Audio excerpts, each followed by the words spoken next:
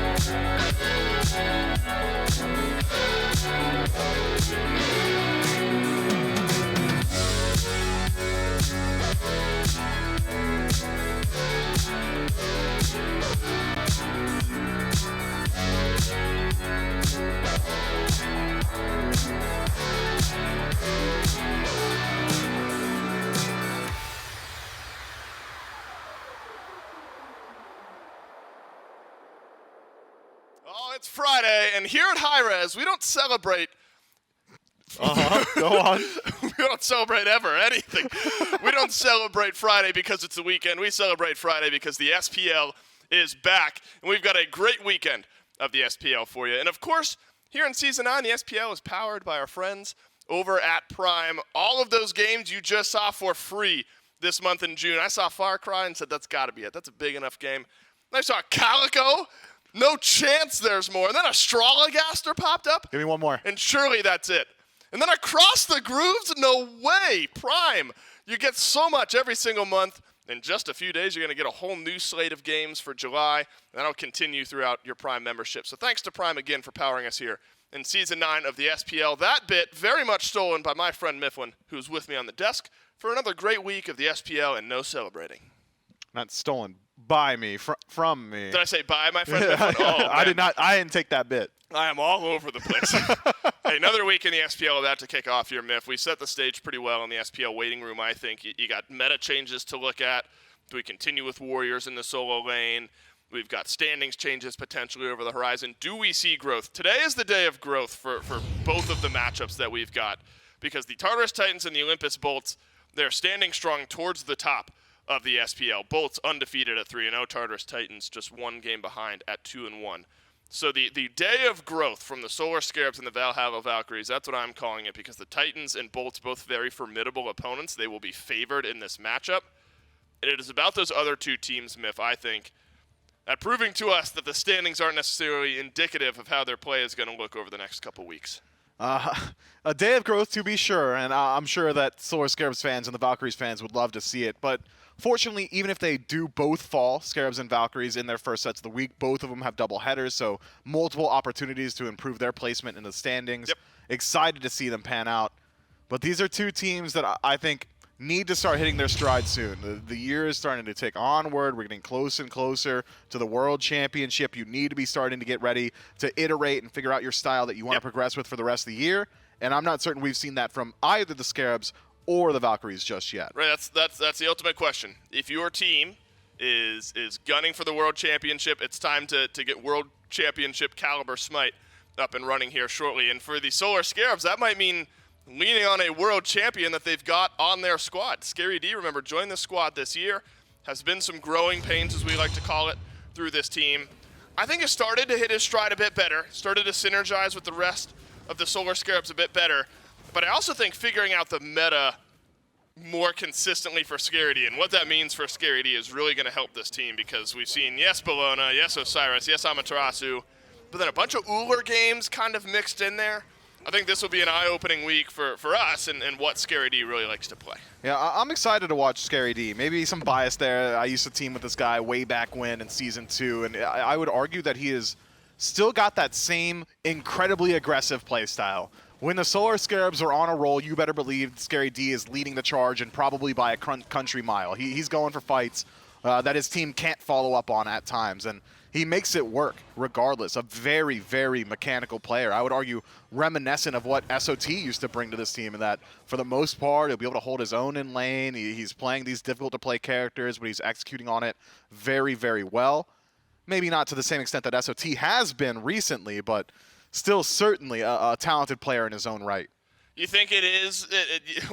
It's such a multifaceted question with the Solar Scarabs. Scary D, of course, has some stepping up to do, but the rest of the squad, I think consistency is really what we talk about with the Solar Scarabs team. So Scary D finding the consistency, the dual lane finding that as well. Be a good luck for the Solar Scarabs today up against the Tartarus Titans. And when talking about meta, Myth, and the shifting and changing of the meta, we talked about it on the waiting room. The Titans leaned heavily on SOT last week with the new style of Robin solo lane pick, and we talked to him out in the break room, and he said it was OP. And so SOT might be bringing some new into the meta of his own. You know, right after that set where he locks in the Robin and mitigates nearly 100,000 damage, I believe it was 96,000 total. Yep. Throughout a not even entirely long game at that. It's not as if that game were like an hour long and he just had the time to mitigate that much. It was a quick pace. I got the chance to hang out and talk with the Titans for a little bit.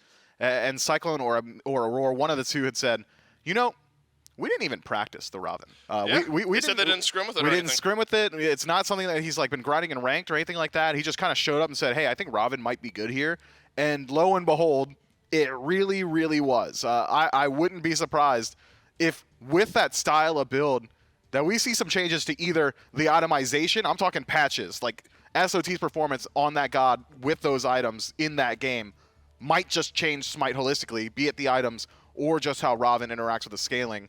But removing that one match from our minds and talking about SOT and his career as a whole, I have gone on record saying that I think this might be one of the most mechanical players in the world, if not just straight up the most mechanical player in the world. Because when you watch him, he just hits his buttons. Yep. He does not miss. And it's not as if he's like just a mechanic's brain. It's not as if he's just really good at hitting buttons and that's the full extent of SOT as a player. He's always on time for his blue buffs. If you're looking to play through him, he's always ready for the invade. Totem Coup control, incredibly strong at all times as well. He is just nearly the idyllic solo laner. Unfortunately, he's kind of shoehorned himself into just solo lane forever because solo or troll, he literally can never change his role. Or troll. He could troll. Yeah, I guess he could just troll after the fact. Although I don't know if any team wants him to change his role. I don't think he wants to change his role. Sada's playing near the top of the SOT world, of the solo lane world as SOT. Same idea. Because the solo lane runs through SOT right now, and the Tartarus Titan solo laner had some thoughts about his opponents today. Let's hear what he had to say. Phase 2, I mean, it's been okay. We lost to the Warriors. We definitely played a lot worse since the Masters tournament. I think also the patch has kind of changed the way we play, like changed our picks from Masters, so we're kind of adjusting to that. But I think in a few weeks we'll be on top again. I think Paul's done a great job. Overall, he's always very mechanically gifted, and he's very consistent across the board, like across all metas. Yeah, I mean, they haven't been too bad. They took one game off Bolts, and they probably should have won that set, but they made a misplay. It seems they should have won a lot of sets, but they always stumble like end of mid game, sort of like getting to the late game team fights. Something always happens. They always win a lot of early games. I think they're a pretty good team. They might try and do some more like roll swap action or something to switch it up, because things haven't been looking too great the past like year and a half. So I think switching things up is definitely good. But if they just continue working on the issues that they have, I think they'll be fine. I think a lot of things. I love that team. I love those guys. I kind of think of just some guys trying their best, really trying hard to improve and be the best they can be, sort of like a Rebel Alliance versus the Empire and Star Wars type of thing. They're really trying hard to do the best they can, and it is admirable. So SOT's got high praise for his opponents for good reason. The Solar Scarabs, though inconsistent at times, very unpredictable. You saw a world semifinal run from this squad last year, a team that has the ability to go toe-to-toe with, to play up with any team in this league. It's just about doing that on a regular basis. So the Tartarus Titans and SOT himself might favor themselves in this matchup, but definitely not taking this matchup lightly. So the Solar Scarabs, Myth, I think you look across this roster, Scary D, Scream, Baronic, Inbound, Stewart. You think it's one guy in particular needs to step up in a matchup like this, or the team finding a more cohesive style of game moving forward up against the Titans? When you're talking about the absolute top level of play, it's never just one guy. You never just point at one dude unless he's legitimately inting, but that's not happening on the Solar Scarabs. So I think it is more so about figuring out how you want to operate as a team and closing out these matches. I mean, SOT hits on my main concern of the Scarabs in passing during that interview. He says, a lot of those sets, it looks like they should win, but they just can't. They make one misplay. They make one mistake. And then you hit on another issue. They play to the level of their opposition. So if the Solar Scarabs are playing against number 1 in the league, they take it to 3 pretty consistently. If they're playing against number 8 in the league, still going to 3, still incredibly close. If the Solar Scarabs could just figure out their style and play their game and iterate on that and not worry about their opposition, this is a team that has got a whole lot of potential, which is why I think it has become very rapidly heartbreaking to watch this squad for me, because you see them continually improving. SOT says it himself, there's a group of guys who just want to improve. They want to prove that they belong here, and they're constantly trying their best, but they just haven't found the consistency just yet, man. And as the years goes on, that fan sentiment, the benefit of the doubt that we're giving over to them, the willingness to accept, all right, well, newer team. All right, well, they're making adjustments. All right, maybe it's hard to go from SCC or the SCL to the SPL, or maybe they have to make some of these roster changes and they have to deal with that, the growing pains of adding Scary D. The longer they go with these long dry streaks between wins, makes it harder and harder to think that World's performance that we saw from them wasn't just a fluke. Right, and I'm sure for players themselves, it's frustrating not being able to grab the wins, especially when you push things to 3 games. But have seen growth from the newer players. You remember when this team formed, we were looking at Baronic, Stu, we were thinking, all right, like new players to the SPL. They've got a lot of growing to do. I do think we have seen that. I think Baronic and Stewart have both really stepped up. Stewart, as of late, has been playing really, really good Smite. Worth mentioning, this is a side note from the larger conversation, Baronic is playing from home today, so take that for what you will. The entire squad of 5 not here in studio, but of course still be able to play their matches. Baronic just playing remotely. So let's discuss picks and bans as far as this matchup goes, Myth. Prior to getting into picks and bans, of course, the meta of the matchup overall. Of course, looking at Scream and Layers, I think the jungle matchup is very important. But I do want to get your gauge on expectations of Ravin in general, because we had plenty of conversations about it.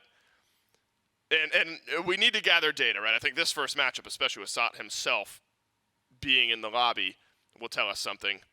But realistically, do you think it's something that we could see throughout this weekend? Ravin being prioritized, picks or bans? I think so. With some of the changes just outside of the itemization to Ravin recently, increased scaling on a lot of his abilities, does open up the avenue to give him some flex potential. Further on that point, I would argue that Ravin jungle is just objectively worse in every single place than Ravin solo. No reason you shouldn't be going for that mitigation build on a god that synergizes so well with it.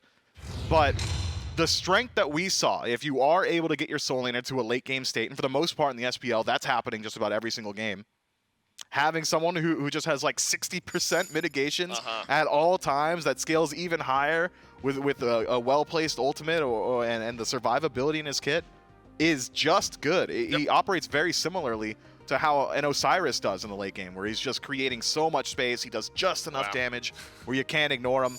I think Ravin needs to be a topic of conversation. How about the respect thrown Scream's way? The Bastet ban taken away immediately. Might see a Kali too. Scream went 10-1-11 on Bastet up against the Valkyries, and Scream has not shied away from those carry-esque performances. Just the game prior, Scream went 8-5-5 on Ratatosker.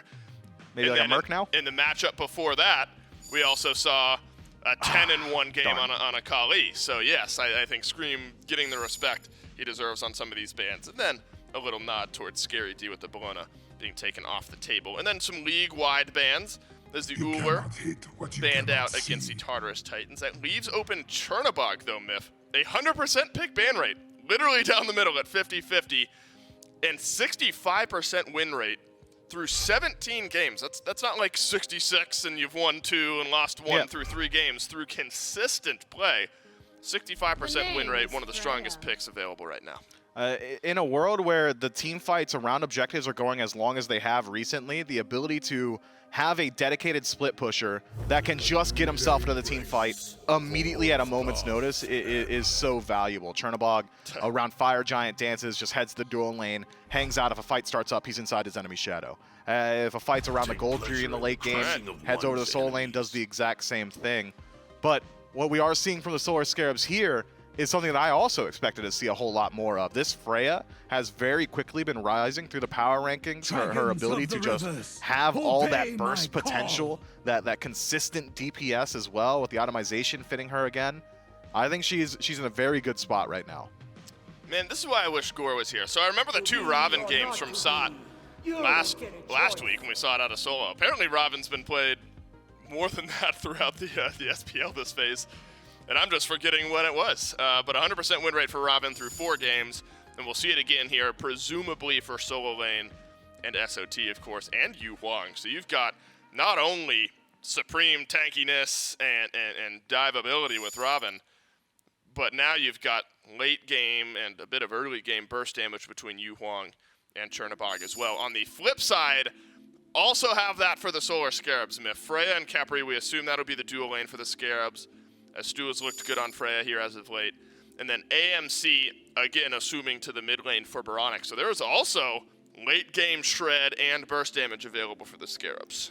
Man, I'm just looking at the bans. 6, arguably 7 dedicated bans towards the jungle, right? So now Scream gonna have to dig a little bit deeper into his own god pool.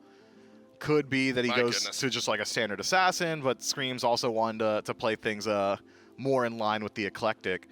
But the AMC rounding out the top 3 of the Solar Scarabs draft, Dave, is something that I wasn't expecting to see. Generally, when you have a Freya in your composition, it transforms your entire team into a protect the queen composition. She's going to carry us in the late game. She's got the damage output to do it. She's got decent survivability. All we have to do is facilitate her. Things like Kepri fit that style very, very well. But now that you've got AMC for yourself, it's not a weakness. It certainly brings you some pressure throughout the early, some physical defense shred, which should help with this mitigation-heavy Robin. But it will split the attention of this Kepri. So I'm thinking we're going to see Bobby in a pretty tough spot pretty often, where it's which one of these 2 do I need to facilitate? Which one of these 2 do I need to keep alive in these team fights? Because for the most part, even with this Gilgamesh locked in, it really is just Bobby's job to be the facilitator as of now. I'm not really worried about AMC. AMC is good at protecting queens. He's a B. That's how that works, right? That is how that works. It's built into his DNA. Hardwired. Hardwired. Kumbha Karna, a lock-in that has been increasing in play rate here, Myth. The win rate doesn't necessarily reflect it.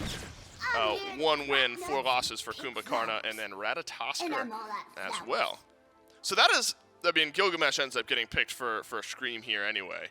But Ratatosker, a unique style of pick. I love seeing the damage rat. I hope it's damage rat personally. But it does change the dynamic in a good way for this Tartarus Titans draft. I love Ratatosker into this draft from the Solar Scarabs. That global presence just going to be all important for dealing with these priority targets. He's going to be like a precision scalpel during the laning phase, during the team fights, looking for AMC or Freya, whichever one is more exposed in the fight. Pretty often, I'm thinking we're going to see this Ratatosker over wherever Freya is. We've seen her flex towards mid a couple of times and in the duo lane. I think she does find her home over there more so in the duo. And assuming that it is Robin solo, and I think that is a fair assumption considering it's SOT playing for the Tartarus Titans, this Rat's going to have plenty of opportunities to try and slow down this Freya's farm. And that's an easy win condition right there for the Titans. If they're able to just keep Freya down, all of a sudden you're down an entire player. Freya from behind doesn't really have the damage output to keep you off of her. Right. Pretty tough. Watch, the Titans have now thrown us all for a loop, and it's actually going to be Robin, jungle, and Rat solo, which is actually pretty viable. You could probably not bad at all. You could probably do some mitigations on Rat solo. TBD. All right, Myth. So game number 1 between the Titans and the Scarabs. We've given the Titans plenty of credit on their draft. Solar Scarabs, they have got a pretty strong draft themselves as well. Does it really feel like not only facilitating, but allowing this Freya to scale up, to get ahead, even just to stay even later on into the game, needs to be the game plan for the Scarabs, or is there some viability elsewhere? if you can play around this Gilgamesh and have him be that bridge to mid game, get him a decent lead, play aggressively, get a couple of picks, Freya plus AMC opens up the door to objective play on their own. You've got high objective DPS between those two. So the Solar Scarabs have got avenues to play through the early, and I think it is completely wherever this Gilgamesh is. Outside of that, if the Solar Scarabs had the option of loading into this game 40 minutes in from a dead even state, yeah, they probably just would. Of course. They probably just would. Well, we talked plenty about the Titans initiation. You got a Ratatoskr, you've got a Kumbhakarna. Robin with the Mystic Rush is going to be jumping in there. Do you see the Solar Scarabs having a harder time finding good, consistent teamfight initiations compared to what the Titans have? No, I think the Scarabs have got good options. You can start it off with the Winds of Shamash, have Gilgamesh be your primary initiator. Dazzling Offensive is a phenomenal way to start up a team fight, and that will, having those two be your primary initiators in the late game team fight, open the avenue for Bobby to just play in that back line and be that facilitator, be that peel guy for his AMC and his Freya, or if you're playing so far ahead that you can have all three acting as your just spearhead front line to start up these fights, that's another way in. It's a very adaptable draft from the Solar Scarabs. The difference between the two is I think the Tartarus Titans draft is just easier to play. Right. You're not having as high expectations for execution from them, whereas the Scarabs, anytime you're playing any version of a double auto attacker long range composition, it becomes so hard to figure out how you want to address the team fight.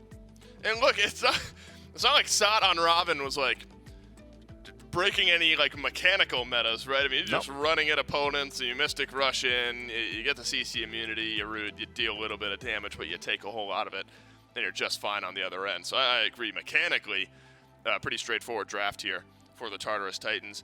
But along that same vein, Myth, the damage mitigation, the inability to shred through a health bar, potentially a risk here.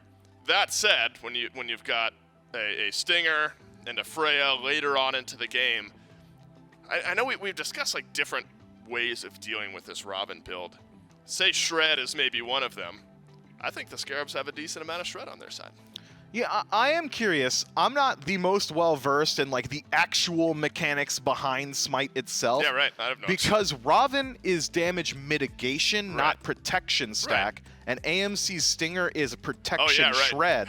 I'm not sure how that interaction... You're obviously going to do more damage right. if Stinger lands, but I'm not certain that it's going to deal with the actual issue, the mitigation. which is the damage mitigation from Robin. So I'm curious to see how that interaction is going to work throughout the match. I know for a fact that Freya hits really hard, but I've seen what mitigations do to Freya. I was watching I believe it was Barracuda stream or Nika's stream recently where we saw that full mitigation style Robin out on the playfield, and a late game 6-stacked item Freya was hitting him for like 80. So could be tough. Could be tough if the ball gets rolling for the Tartarus Titans. But it is an incredibly interesting interaction that I'm curious to see how the Solar Scarabs elect to address it. Whether or not they even decide to address the Robin directly. I had hypothesized that maybe the best answer is to simply ignore the Robin and play anywhere that he isn't. All right, now this, I've pulled this from Reddit, so. Okay, good luck. So while like a diamond-sized grain of salt with this, mitigation does, I guess, take protections into account in the division part, the denominator. We're getting into like programming now. I don't know anything about it. Well, that's literally what it is. So if you're talking about Stinger stripping protections, how does that apply to mitigations? The point is the Stinger will affect the damage. Yes, at some point. But shredding down this Robin could prove to be an issue for the Solar Scarabs, but you've got some good tools to deal with it. How will all of this play out? Gonna have to wait a little bit longer to see. Quick pause, quick break. Be right back for game one.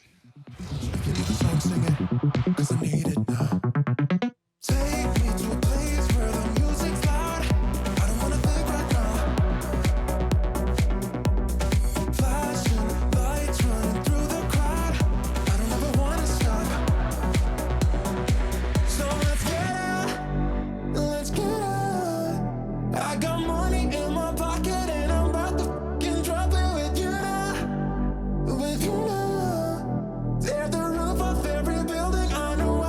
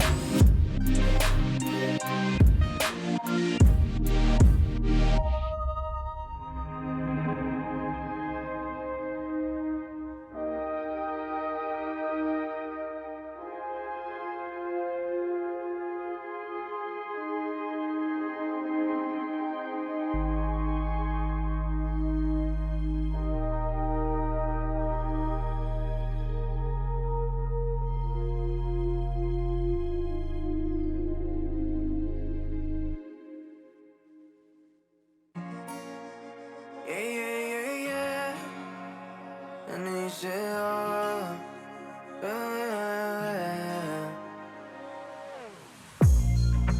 promesas una de más, que solo palabras, y si no las cumples, se van a desvanecer.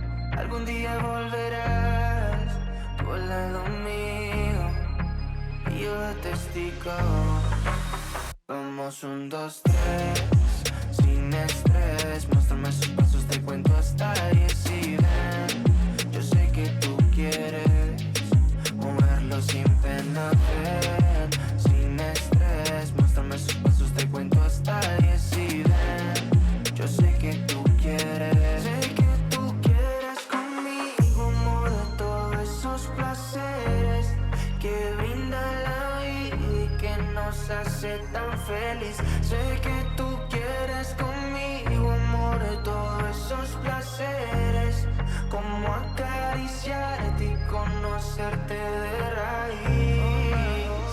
Recuperé la fe cuando yo a ti te vi, mami. Bailabas como un ángel, me acuerdo de ese party. No lo hacías despacito, no eras como Daddy, eras como Bad Bunny, tu flow bastante cari, alright. Hermoso y con timidez me gusta, y con esa sencillez que asusta. Appreciate the patience, everybody. Rest assured, we will be getting into Game 1 between the Scarabs and the Titans very, very shortly. Myth, and it is very, very shortly here. Tartarus Titans versus Solar Scarabs. You look at these two compositions. Are you leaning one way or another heading into the first game? Look, I'm not gonna do like the let's put it in a vacuum. Just look at the comps. I'm gonna talk about the teams themselves. You got to. I'm favoring the Tartarus Titans, right? They are a team that has been largely much more consistent, who have come with a composition that I think is much easier to execute on as well. I think that's going to lead up to a pretty easy to perform match for them. That's not to say that the Solar Scarabs can't do it. If they establish a lead or if they can maintain an even point and get to like that 30-some-odd minute mark, this is a composition that could really really pop off. But it ain't going to be easy. No. And I think the Solar Scarabs will struggle up against the Titans here. I'd give it like 7-3, maybe even 8-2 odds. You know, and it's something that actually has kind of gone under the rug. We've talked so much about damage mitigation and damage mitigated by SOT in that one game, 96,000. You know, I have kind of swept over the fact that Paul and Yu Huang puts up absurd damage numbers every single time this pick rolls through. Will the Robin get it done for the Titans yet again, or will the Scarabs take Game 1? Let's find out with J-Mac and Trelly. Thank you so much, Dave and Miff. We're finally ready to jump into game number 1 between the Tartarus Titans and the Solar Scarabs to kick off week 3 of the Smite Pro League. In this first match, the Tartarus Titans going back to what worked so well for them last week. SOT back on the solo lane Robin and starting with that warding sigil, so we know at least a little bit here, Trelly, that he's planning on going back towards that mitigation style build. Yeah, but that's a Mannequin Scepter Rat is what I'm seeing for layers. That's going to be an interesting one. Maybe going for the Hidden Blade late game. Not too much auto attack damage built into Rat's kit, but also he could just be going for the crit acorn, you know, the one-shot build with a Hidden Blade. That could be interesting. We'll have to see how this Rat build plays out, but I see 3 blinks from the Tartarus Titans, which tells me they're looking to get aggressive early. They're not sitting back and waiting by the wayside. They see a Freya and an AMC on the other team. They're like, we need to win now, and we need to get ahead now. And that's something that the desk was alluding to, especially Mifflin, thinking Tartarus Titans have a very easy to execute on style of draft, whereas the Scarabs, should they get to that late game, you got Double Hunter, Veronic on the AMC for some good prot shred, Freya for Stewart, and we know exactly what kind of damage Freya can do, but we'll talk about the damage that Layers and Paul can do here in the mid lane. Both junglers almost going down against each other in this early mid 2v2. Yeah, but this is the bad part about Mannequin Scepter. Layers also took a ton of damage, has the blink available, but does not want to take that tower shot. And it looks like Layers will just try to invade these as Scream follows suit. Scream doesn't have the blink up, whereas Layers does. And he's level 2, so that could be a dead Gilgamesh. Layers, one more auto is all that's needed, but it's Paul who's going to grab it. Maybe even a double kill. If Paul can find a few more autos, it will not be so. Tartarus Titans on the board early on the back of their mid laner. Yeah, Scream, you can't defend your back camps there. That's a level 1 Gilgamesh, doesn't quite have a second ability, whereas Rat he has double your abilities there. So maybe it was expecting a little bit more help from the AMC. Bronic didn't really have the range there, and now you got first blood, not on Layers. This went to Paul. So the Yu Huang is going to be swinging very early on here. Looks like a Warlock staff start on the way. So maybe not as hard as you'd expect, not as hard as an AMC with Transcendence will be, but at least getting those stacks online a little bit earlier is going to help you out. Cyclone spin lifted up into the sky by Stewart, who has elected to go for this Conduit Gem start on the fray. We were seeing a little bit of back and forth on the starter options with this Goddess, but it seems that as of now, most of these Hunter players are making their way towards Conduit Gem for the fray for that extra damage. So for now, Solo Scarabs have a little bit of pressure, at least in the duo lane, but as far as the solo lane and the mid is concerned, it's all Titans. Yeah, I'm excited to see even more aggression from the Titans, specifically Layers. I want to see exactly what this Rat's going to be building, and then where he's going to go with that build. Getting SOT ahead could certainly be an option. Scary Deed doesn't have a defensive relic, opted into that teleport on the Alma, and doesn't have any CC immunity yet with the ultimate. And it looks like SOT is going to start getting aggressive right away, but Scary D's also here, so not too much damage in the start. It's going to be a 50-50, and it looks like SOT will get that blue buff, and Scary D's got to run away. Yeah, Scary D does not want to fight the 2v1 against the Assassins, even if it is only a level 2 Ratatosker. Layers actually now behind in XP compared to Scream, despite the fact that First Blood happened to Scream. So Layers just not getting quite as much farm, got very low during that last skirmish, so he had to go back to base instead. Tartarus Titans, at least with that First Blood, can keep themselves in the lead a little bit, make sure that Paul can get that Warlock staff on just a little bit sooner. Yeah, I think the Assassins on the Titan squad have a lot of work they have their work cut out for them, right? They have to get extremely active because they know this comp is a bit of a ticking time bomb. And with Scream here, unless Paul decides to rotate over, should be getting these back camps for free, maybe even looks towards that speed buff after the fact. You've already highlighted it. Layers is a little bit behind right now XP-wise because of how much he's been sitting around in the mid lane. And Scream is going to get aggressive. He doesn't care if Paul rotates over. Dropkick is, doesn't need it. It's the blink, the dropkick against the wall, and Scream will return a kill now.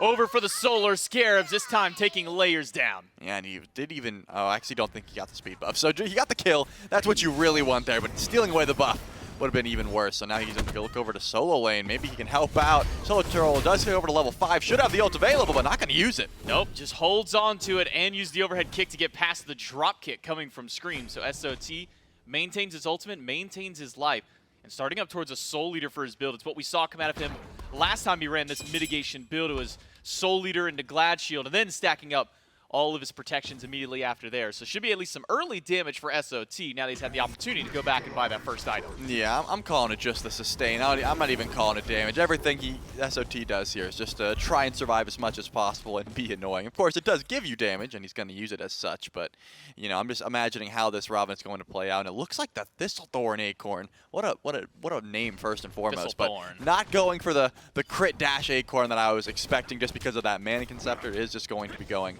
for the big stun. So an interesting style of route. We see every time a Ratatosker is played in the SPL, it's a different style of build. You know, we've seen some solo rats with the thick bark and the crit rat as well, but this is not going to be either of those. And we'll have to see how Layers elects to play this. Still level 4 though, doesn't have that global presence. As I say that, ticks over to level 5.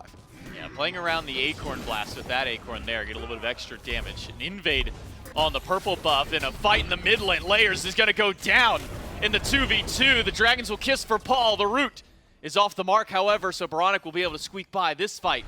And the Solar Scarabs find their second kill of the game once again on the back of Scream. Yeah, I gotta tell you, Scream is not happy about dying for First Blood and has made it very known, following Layers all around. That Stinger made sure that he couldn't really dash away and didn't quite have the survivability to get up, and now is going for the purple buff as well. So Scream has been very active here. Aurora's gonna try and steal away 1v3, but does just have to ult and run away. Use the ult and the dash to get disengaged, but Layers is back. Dunks on a 2, finds the stun on Scream, who drops the winds in response, but Paul is rotated over, and Scream will get revived right back to his Khepri. But is that really a safe place to go? Maybe just enough. A dive in by Cyclone, and a couple autos are needed, but Scream finds the blink, jukes out just enough, but is Inbound going to be the one who goes down? For all their troubles, Inbound does find the pull, but not enough damage. Instead, just gets the beads off of 1, and Layers with the Mannequin proc takes down Stewart in the back line. Okay, I gotta give so many props to Bobby. He played that so well. Inbound with the ult, got it just enough to be able to get the res onto Scream, and then the body blocks after the fact. Still found the beats on a Cyclone spin, but unfortunately, during all that, there was a bit of a 1v1 between Layers and Stewart in the back, and the Mannequin Scepter ticks was enough damage to make sure that Freya does go down. So Layers gets a kill back, now 1 and 2 on this Ratatosker, and puts the Freya behind. Exactly what you want to do. I mentioned how the Assassins of the Titans have their work cut out for them this game. Putting down the ADCs is definitely what they need to be doing. SOT didn't have his overhead kick available, but might just take this 2v1, the ultimate from Scary D, to disengage. And SOT will just continue to sustain up with these minions. Does have his overhead kick. No, he doesn't. And he will go down in the 2v1. SOT continuing to take these fights. They're playing this so well. Layers has an opportunity here to try and find one, but that drop kick should make sure that Scream gets out. You'd think anytime SOT is in this lane, he can just save his overhead kick for the drop kick of Scream. They're both kicking each other, but Scary D is playing that silence so well and just waiting for it as he's jumping in here to confirm his buff. Has no fear, and Layers might fall down. Yeah, Layers goes down for that there. And Scary D, credit to the kill, so it's 2 and 2 for Scary D and Scream, both able to pick up a kill. Maybe Bobby will go down here as Inbound gets caught out take some time by Cyclone and Aurora. The root does connect onto Inbound just in time, but he is rather tanky, has his ultimate, so does Aurora. Will launch him into the sky, sets up some time for Paul to rotate over. And the whoop from Stewart just off the mark. A little bit more damage should be enough. Take down Inbound, the root will find him, and it's the support for the taking him down. Yeah, I don't think you want to be a Khepri that far up in the lane, no one's around. You know that your jungle's in the right lane as well. Scream has put so much presence into solo. I think Khepri just a little bit out of position there, so Inbound's going to go back to base. At least Aurora gets credit for the kill, right? Giving it to Kumba a lot better than getting Cyclone Spin even more ahead in this lane because Stewart fell just a little bit ago. So a lot of sparks flying. 7 kills in just under 8 minutes here for both of these squads. The gold lead, of course, is still for the Scarabs. I think the solo and jungle are going to be ahead for a little bit longer. Scary D and Scream are holding on to those kills at the moment. And the biggest lead right now is that 2 kills in the jungle. Specifically, Layers is going to be a little bit behind, has 2 levels down that he needs to catch up on this Ratatoskr. Has been getting active for sure, but the farm game just a little bit weaker right now. That level and a half lead that Veronica even has, because Paul's been rotating out of the lane so many times to try and get to these fights. And as highlighted there by Doug, Contagion, the second item for Scream, so dealing with a little bit of the sustain that SOT is going to be building naturally with some of his items, as well as some of his sustain in the kit, and even into the lifesteal that's getting picked up, as you can already see by Paul. Second item building into that lifesteal tree.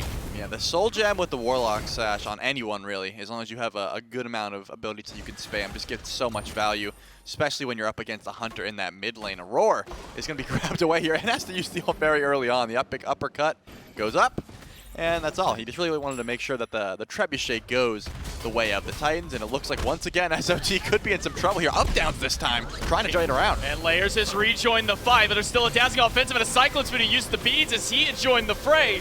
And now it's Scream versus 2. SOT falling low. Low mana kicked against the wall. One more auto, not enough to get it down. The jump isn't enough either. Scream needs one more hit, but he just can't find it. It's SOT coming up with the kill. Yeah, Scream didn't have to jump in there. He definitely could have jumped out. He would have stalled long enough for Inbound to make his way over. I mean, with the global presence from Cyclone Spin, you'd think that fight was lost, but really just a little over-aggressive. One more auto attack would have done it. Just a lot of HP regen here for SOT, so he's able to live that one. And unfortunately, Scream finds his second death of the match.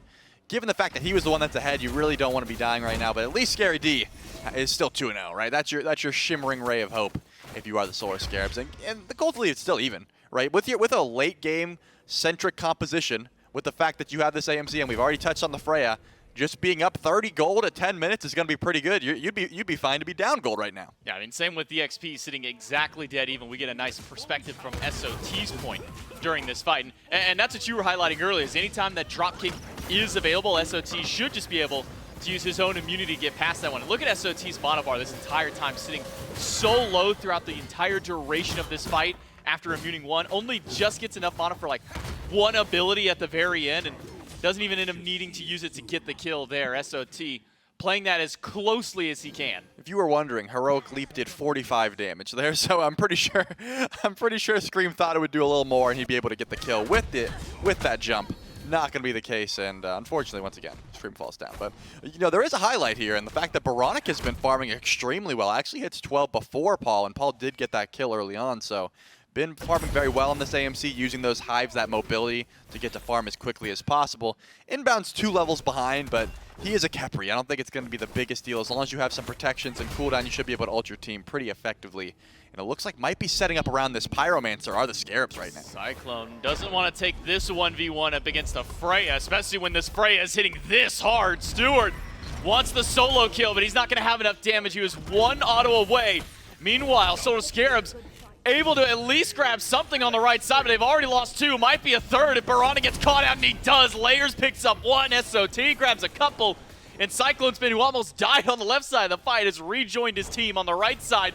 And is this an 11.5-minute fire giant by the Titans? This is all up to Scream here. He's got the blink. He can get involved. He certainly can find kills here. This fire giant is going to do a ton of damage. Just drops the wins. It's all up to Scream to try and find some picks on this fire giant. Scream's going to go down. The fire giant still technically aggroed by SOT and Aurora, but should be dropped as soon as Aurora respawns in from his Sleepy Time passive. The Tartarus Titans find 4 in the midst of that team fight, even despite losing the Pyromancer. Great play by the Titans to bring themselves back. Yeah, I want to look at the XP because the gold is not. Yeah, there we go. 2,000 XP in favor for the Titans, but the gold, not so much there. Just decent objective play by the Scarabs, but the fight after the fact, just a little bit too much, I'm assuming, used on that Pyromancer, and Elite grouping up around that objective just didn't really feel that worth it at this point, right? You don't really want to get this far behind. 8-4.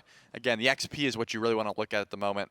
Levels not looking the best. Still Baronic having the 1-level lead in mid, and it looks like actually fairly even. Just Aurora is holding on to the most of it right now. So Inbound's going to need some farm.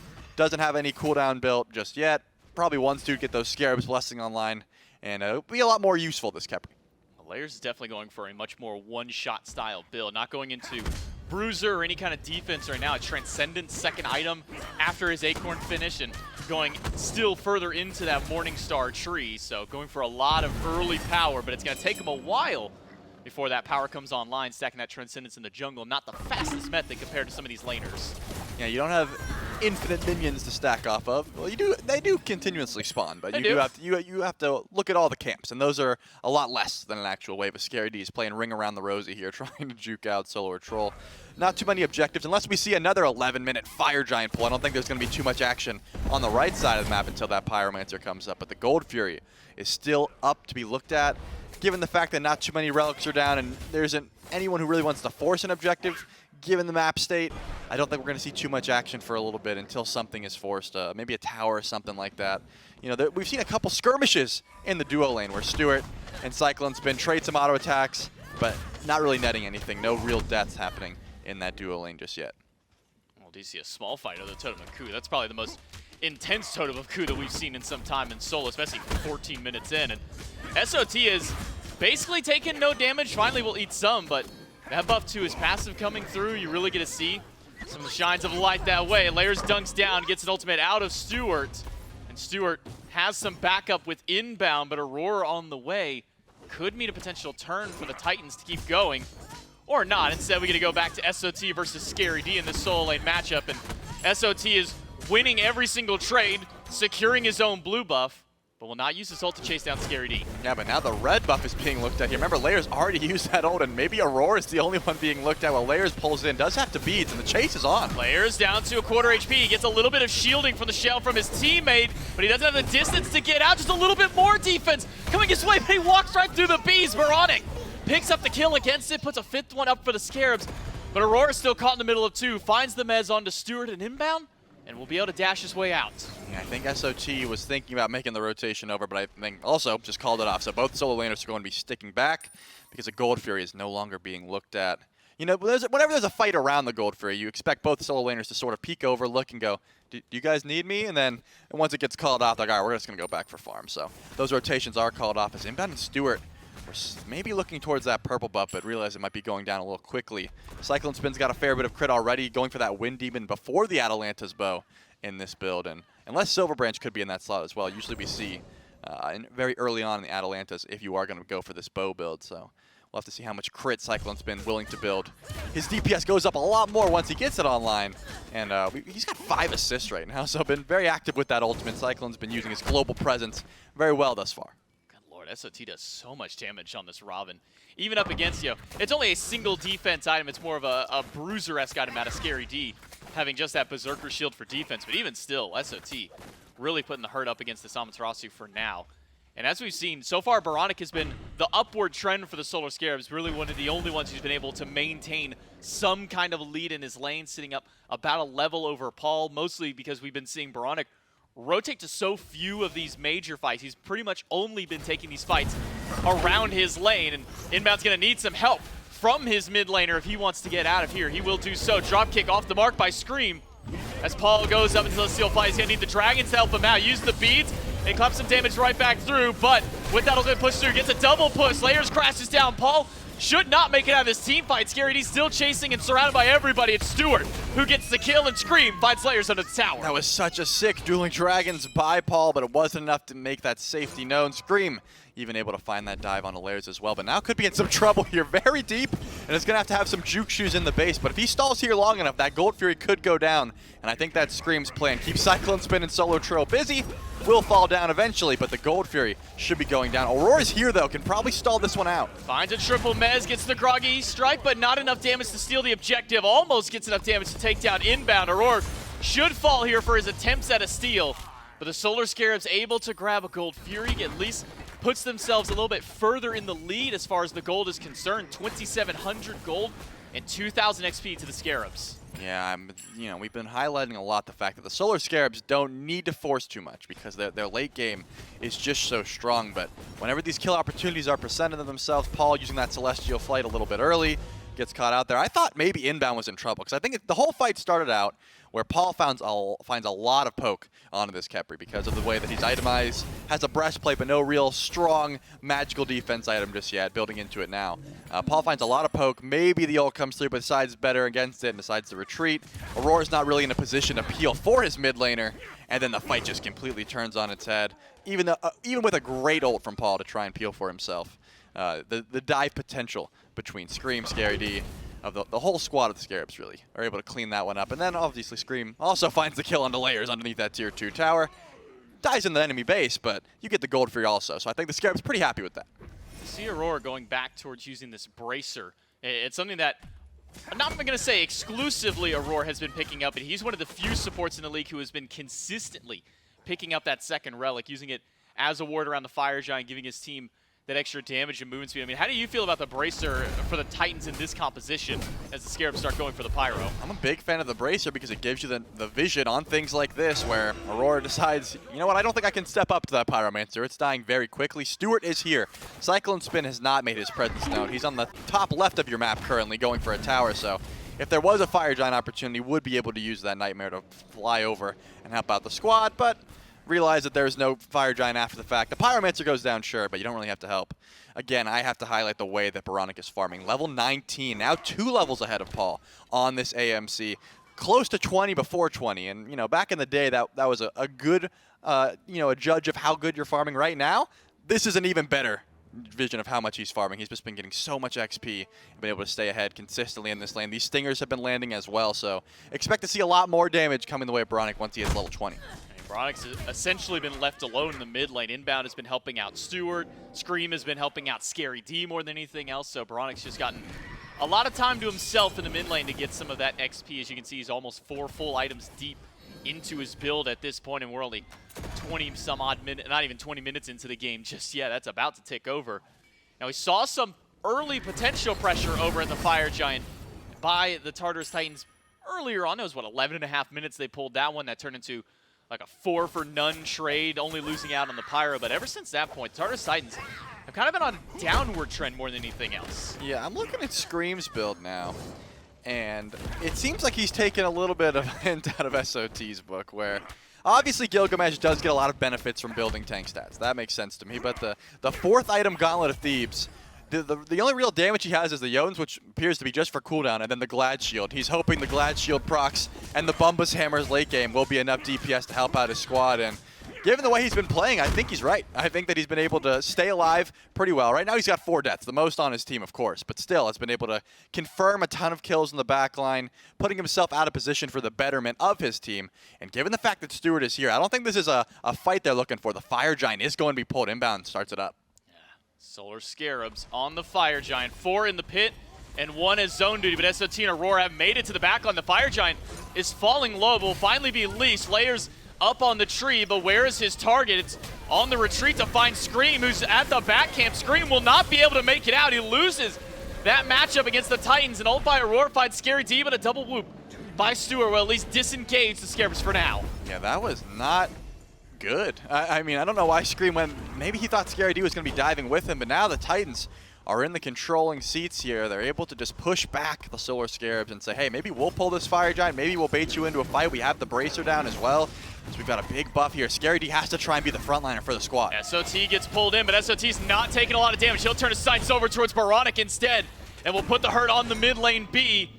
Banish is going to slow down Solar Troll for the time being, and Aurora, being so low in HP, cannot continue to tank up this Fire Giant. For now, the Tartarus Titans will have to reset the objective. Yeah, I think a smart play by the Titans there, because the Solar Scarabs still have a fair bit of DPS on their side, even if SOT is able to get to the back line and throw some damage into Baronic. Not enough to really kill, and you might as well just try and stall as long as possible until Scream is back up. So, not a terrible call to go for the Fire Giant bait. I just don't know why Scream jumped over to those back camps by himself. Again, I'm thinking Scary D was maybe going to join him in that fight and then decided, hey, Fire Giant's pretty weak. I'm going to stay back here in DPS.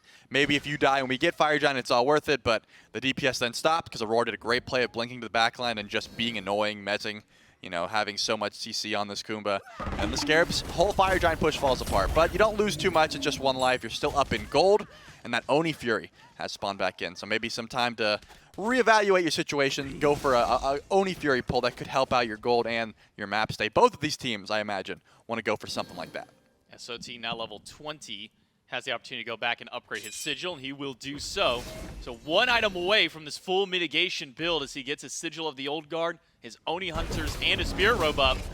And the Solar Scarabs will take that opportunity to start the Fire Giant, and they are melting the objective. Cyclone Spin dives in the middle of 5, and so does Layers, who's got to steal away the Fire Giant. The Tartarus Titans can turn this fight right back around. Scary D's so low, but it's going to be Layers, the first one caught in the fight. Scary D manages to find a way out. Aurora gets an epic uppercut onto one. Stewart crashes down and goes right back into the sky himself. And Scream will try and bat away at the health bar of Aurora. Paul cannot save his life. And Scream able to pick up a kill, but will he make it out is the question. Same with Inbound as he is on the run, but SOT cannot close the distance. Yeah, a lot of slows on SOT, and I think the chase will go up, but I don't know why the Solar Scarabs 50-50 that. With Layers going up to the sky and Cyclone's been able to go in. Solar Troll actually getting burned down here, but will be able to run away a little bit longer, and I don't think Scary D has the damage to actually burn him down. If Baronic chased, maybe a kill opportunity, but once the DPS starts flying, there it goes. So now the Tartarus Titans lose 2. They're not able to kill anyone. And Scary D is still dashing in aggressively. I was going to say, you have Fire Giant on 3, take that win and get out. The Solar Scarabs are playing as if their comp gets worse as this game goes on. They are forcing objectives where they don't need to. They didn't have great confirm for that. Maybe they were just in the mood to 50-50, and Cyclone Spin actually did steal that one away, so props to him for getting the last hit on the Fire Giant. More time for the goal to try and climb up. The Solar Scarabs did get the Oni Fury, but now they're just on a timer, essentially. Yeah, thin margins to be able to steal that Fire Giant away, and Cyclone Spin and Layers able to cause enough disruption during this one for Cyclone Spin to steal that one away with a single auto attack. This is one cast of his 2, which is basically just another auto attack. They're able to grab that one. Cyclone Spin going to grab a kill with Layers and make it a second one under the tier 2 tower. The dive from the jungler and the hunter of the Titans nets 2 more kills and a tier 2 tower. Yeah, and I think the Phoenix might be following suit. It's a 5v3, but Paul's at a red buff, and Layers actually had 1 HP there, so hold that thought and just get rid of it. It's not going in your mind anymore. That Phoenix is going to be safe for now. With Fire Giant only on 3, you still have it on Cyclone Spin, so a ton of objective damage onto these towers and Phoenixes and things like that. But there's some Oni minions that they have to watch out for, so Paul is going to clear that wave in left, whereas the rest of the Titans are going to group up and right and try and get some extra gold with that tier 1. And maybe that tier 2 tower as well. The Solar Scarabs now on the back foot, right? They lost the Fire Giant and won the fight after the fact. I thought maybe that Oni Fear would be good for them, but getting caught out underneath that tier 2 tower also going to be pretty bad. Aurora tanking up the tower. SOT getting the aggro traded over to him, and tier 1 and tier 2 tower and right side goes down swiftly to the Tartarus Titans. Earlier on, Solar Scarabs able to at least grab Oni Fury as a consolation prize after losing the coin toss on the fire, but they've lost a lot more than just that Fire Giant. As I mentioned, the 2 towers, and now a Pyromancer goes over to the Tartarus Titans. And a nice little bit of a gold swing, though at this point in the game, and we're 26 minutes in, 3K gold is really not all that much. It's a single tier of an item really separating any given player, and with so many of them hitting that level 20 mark, that XP means essentially nothing at this stage, aside from the fact that Aurora's 3 levels up over Inbound. That's big. Yeah, I mean, given the fact that every time the Solar Scarabs try and go for FG, Aurora blinks to the back line and is not afraid, right? He doesn't care. He's not getting killed. He's not getting DPS down. He did fall that time, but was able to do so much. Inbound cannot play that way. He's a Khepri that doesn't quite have enough defense. You're essentially, you don't want to be the frontliner, right? You want to stay back, make sure that you have that ult available for whatever teammate falls low.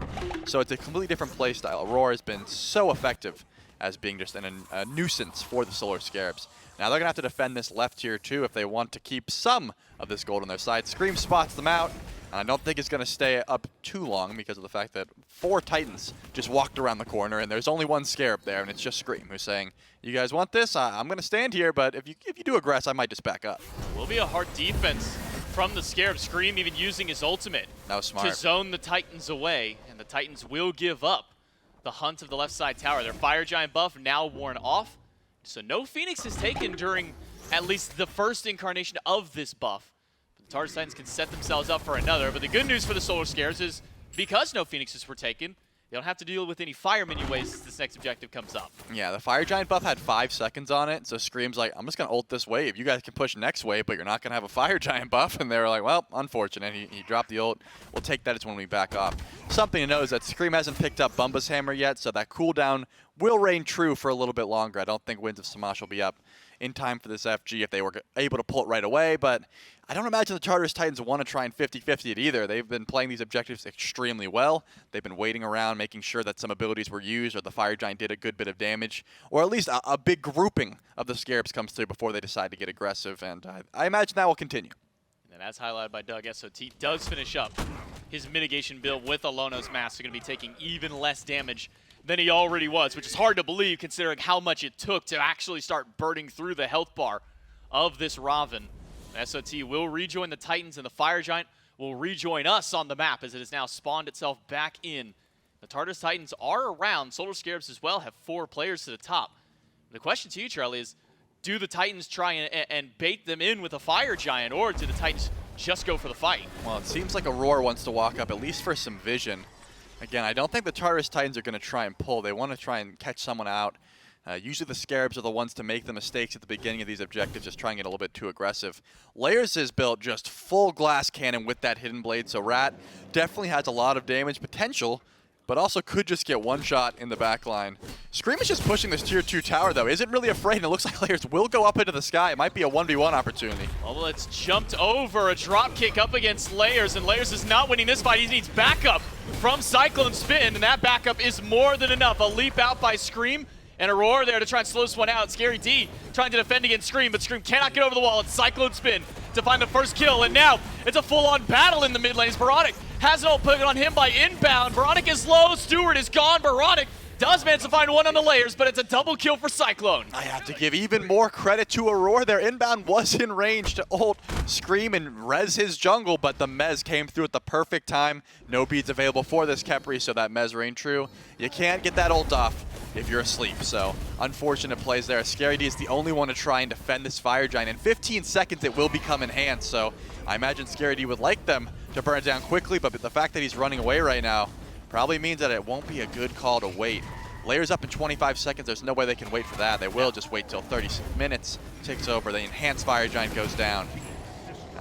Yeah, I think they did wait. Okay, Yeah, I was going to say, it. that was close, but it looks like it does have the purple hue, so they were able to wait for the enhanced Fire Giant. A massive buff going the way of the Tartarus Titans. I can't give Aurora enough credit this game, man. He has been so on point and also so annoying. Well, that's just the nature of playing a Kumakarn. Let's be real. Kumakarn, one of the more obnoxious Guardians to deal with, and look at this Height of the Nemean line built up, an item that we haven't seen very much of ever since it's changed. Used to give full 100% block stacks. Now, it deals not full block, but now 65% of a basic attack, at least for the stacks that you do have, is going to be mitigated away, so Aurora can soak up a decent bit of damage at the start of these team fights. But now, as we start pushing towards these final siege defenses for the Solar Scarabs, Charlie, what tools do the Scarabs have to keep the Titans back? Their team fight is solid. They've just been fumbling left and right. I mean, Scream takes a 1v1 up against Layers, knowing full well that Cyclone Spin can ult in. The Fire Giant before that, Scream jumped over to back camps and died by himself. So I think just it's been a 4v5 a lot of these times where the Solar Scarabs had decent team fight, and they have a late game Freya on their side. The Rod of Tahuti is finished. They would love, I think Stewart would love a nimble Rod of Tahuti, and probably the upgraded gem of focus as well, but don't really have that luxury just yet. Don't have that amount of gold flowing into their pockets as the last tier 2 tower goes down. They have got the DPS to fight underneath this, but now that there's enhanced fire giant, I think they will just split the map. SOT and layers going mid, and you're spread too thin here. Yeah, it's going to be 2 versus 2 in the mid, 3 versus 3 in the left. SOT is more than tanky to soak up as many of these Phoenix shots as necessary. They haven't even burned through his shield yet. That's how much he's got. And all of that distraction in the mid is set up for the Titans to take the left side Phoenix with basically no fight put up by the Solar Scarabs. Yeah, and then mid Phoenix will be looked at, and layers and SOT go right now because they can't die as long as SOT is tanking up 4 layers underneath this Phoenix. And layers doesn't have the enhanced fire giant buff, but SOT does, so he's going to get his free damage as Scream tries to defend. Well, stun is good. Aurora under the Phoenix inbound at 30% HP and still slowly ticking down. Inbound is not going to be able to stick around these fights long. Slayer's up on the tree. Who will he dunk down on? The answer is back to the rest of his team, not willing to commit under the Phoenix. Even despite the fact of how tanky Aurora is. The Tartarus Titans playing it slow. The Dueling Dragons comes out, but not going to find enough damage. Scary D goes in with the ult, finds 2, but those 2 aren't going to do too much, while Cyclone Spin goes to the right side of the team fight to try and deal with Scream in the 2v1. The mid Phoenix is still fine, but Cyclone Spin is less fine. Needs a little bit more backup, and he'll find it. Cyclone Spin finds the kill. Yeah, those crits came through. Scream thought he won those and unfortunately did not. Now SOT is diving to the backline by himself 1v4 and does force the Scarab's blessing. Will get the proc back towards Stewart, and Stewart's going to die just as soon as he's got back. Maybe not. A good whoop from the Freya will keep him alive. Baronic now the one in danger, and Solo or Troll in a 4 versus 1 is winning this fight handedly, while the rest of his team has decided to take the other 2 Phoenixes all the while. And SOT just stood there, and I think he could. I don't think there's Menacingly. Let's watch this for a second. Not taking a lot. He's, that's, by the way, that's a 6-item Freya that SOT is face taking. Now he dies. Now he's gonna need some, no, I don't know if he's gonna die. He's Oh got my 2 people goodness. to help him out. Aurora's here, finds the Mez, and SOT just walks away. This is criminal. I have a bad taste in my mouth.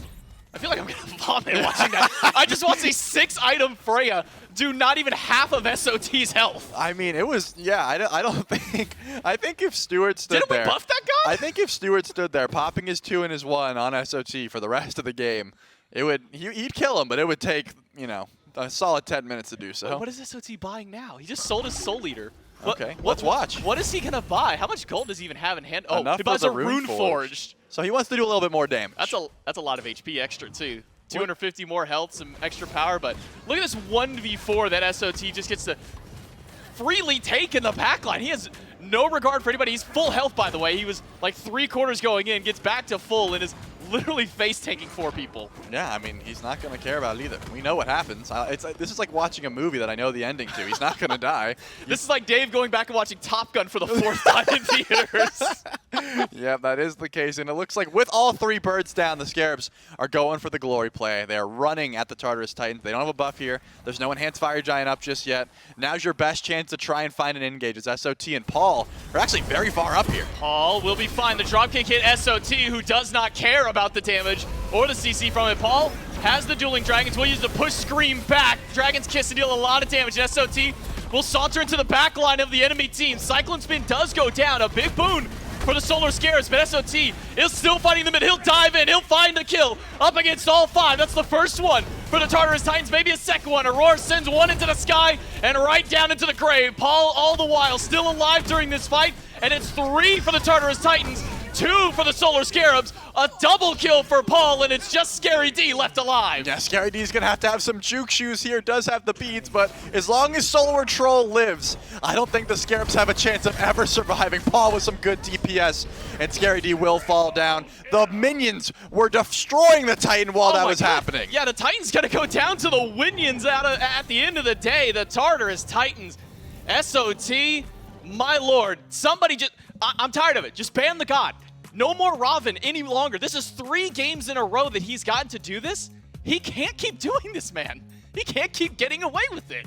Yeah, I'm gonna wait for the camera to pan to us. I'm gonna look in as closely as I can to the lens, and I'm gonna say, We're gonna zoom in while yeah, maybe we'll zoom in if possible. Whatever we really need.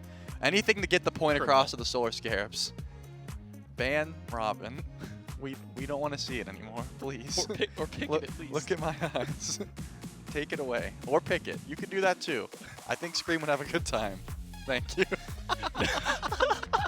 I don't think you could have put it any better there, Charlie. What a dominant performance out of Tartarus. Some good signs of life by the Scarabs, but not quite enough in game one. We'll take it to a break and come back, get you set up for game two.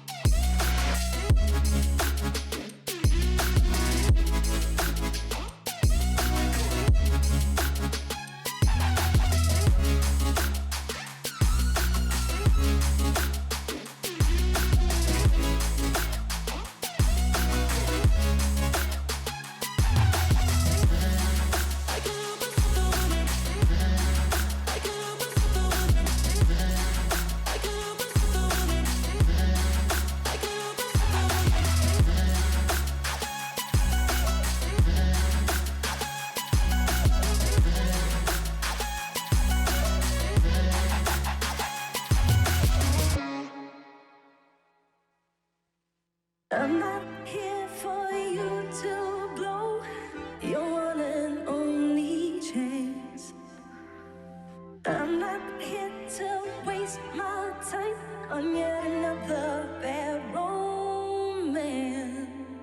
Now I got hopes for us tonight, for this here thing to turn out right.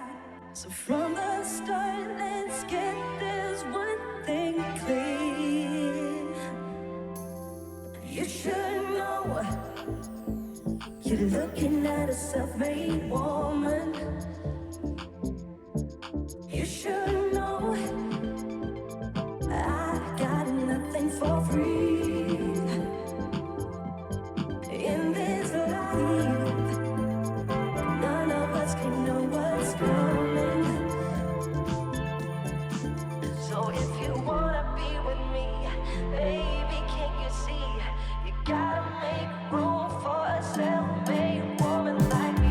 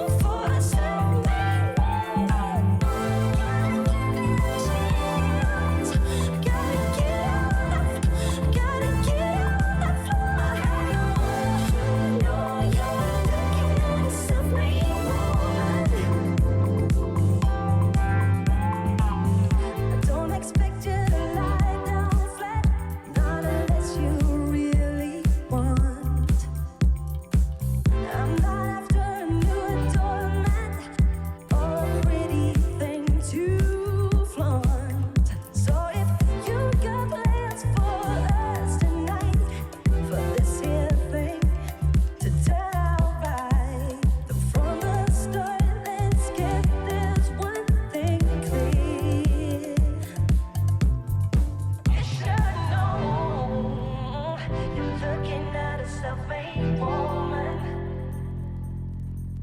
You should know I got nothing for free. Oh, in this life, none of us can know what's coming. So if you wanna be with, wanna be with, wanna be with.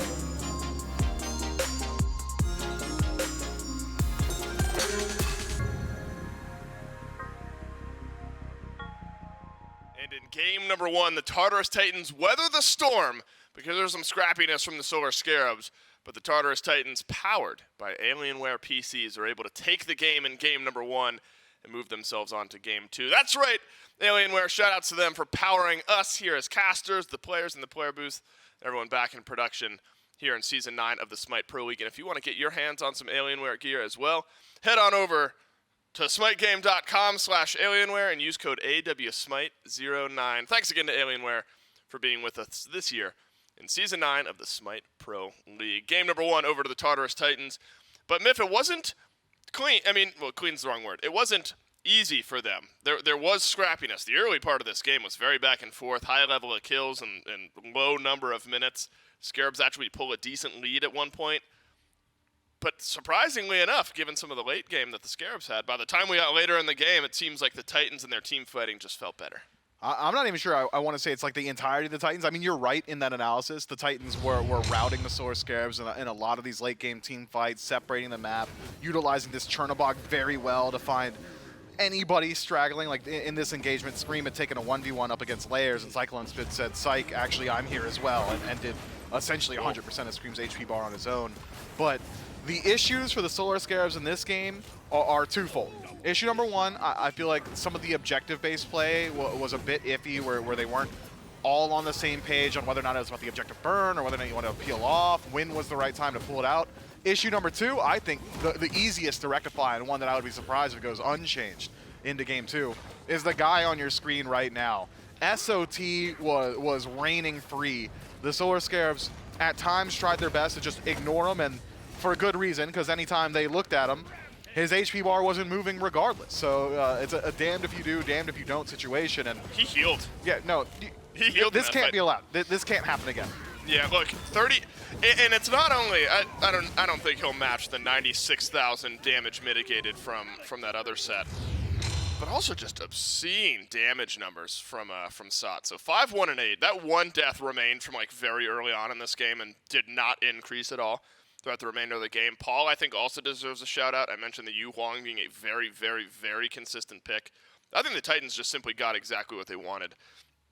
Only 47. Wow. Yeah, so it wasn't a game-breaking number of damage mitigated by any means for SOT. But when he was getting hit, his HP wasn't moving. Well, again, I think that's just like later in the game. Like if there was as much fighting around that style of build early on as there was late, I think we are looking at crazy damage or crazy mitigated numbers, but also very high damage numbers from SOT in this game.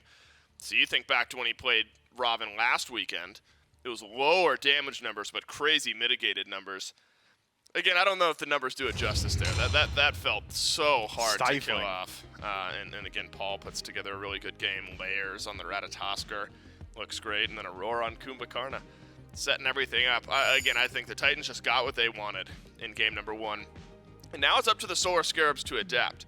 So you look at those post-game stats for the Scarabs and you say, well, the damage mitigated wasn't that absurd, but again, it's just the feeling of the game that you have to address. So do you ban away the Robin? Trelly pleading with the camera post-game to do something about it, pick it or ban it. But doesn't want to see it on the Titans draft board. Looks like it'll be open. Whether or not you know it. There okay, it is. There you go. I think it needed to happen. Agreed. I think there's plenty available, plenty that's viable. Cannot hit what I you think it cannot needed to see. happen. And I wonder now if you can get something earlier for Scream. The Mercury left open. That's one of the notable non-bans now. The Solar Scarabs might look content to just run back the same The duel lane. name is This Freya. two-god core served the Solar Scarabs incredibly well. Bobby was connecting with the ultimate every single time, finding high-value targets, anytime Stu was allowed to auto-attack someone that wasn't SOT, he was putting out major damage numbers, so I'm not going to complain about this top 2 from the Solar Scarabs. And it doesn't really show your hand too much, right? You know that those are the duo lane, but outside of that, the style of composition, whether or not it is going to be that queen protection comp, or if you're going to go back towards a double carry, yet to be seen. So I like this top 2 from the Scarabs. It's pretty plug and play as far as I'm concerned. The Tartarus Titans, on the other hand, going towards a similar style of pick to the Robin. Another god that has just got ridiculous mitigations and crazy survivability and space control. Yep. The Osiris locked in. Doesn't have the exact same level of survivability as a Robin might. The overhead kick puts in a whole lot of work for you there, but I don't think you're feeling so bad if you're falling down to an Osiris. Yeah, do you think Sot, if it ends up being Osiris for him, can just run back the same build on Osiris? And Not the exact yeah, same. I mean, you'd have to change it up, I guess, a little bit, but a damage mitigation-centric build on Osiris, and you think you hit the same notes? I think so. Maybe a Bumba's Hammer. I'm a huge fan of the Bumba Hammer style of build. I know that we've seen Death's Toll at times, Death's Embrace, giving you more defensiveness in that you're just healing every auto attack you land, but Bumba's Hammer just giving that burst heal. I believe it's 4.5% of your max HP plus time off of all your cooldowns. Sickle already being as low a cooldown as it is, and making sure that Tether is up and available as often as possible. That is the most valuable part of Osiris's kit. I'm including the ultimate in that analysis. Just the damage mitigation that Tether gives over, so important. So Bumba's going to help out a lot in that regard. So curious to see how Titans address this pick. It could go into the jungle, though. We'll get a more clear view on how this draft's going to round out after this next phase of bans. Okay, so the Solar Scarabs sticking with the exact same start to their draft. What does this tell you? Does this tell you that the Solar Scarabs seem to think that their composition last game was fine, they just had some misplays that maybe didn't work out? Is that what this tells you, at least through the first 3?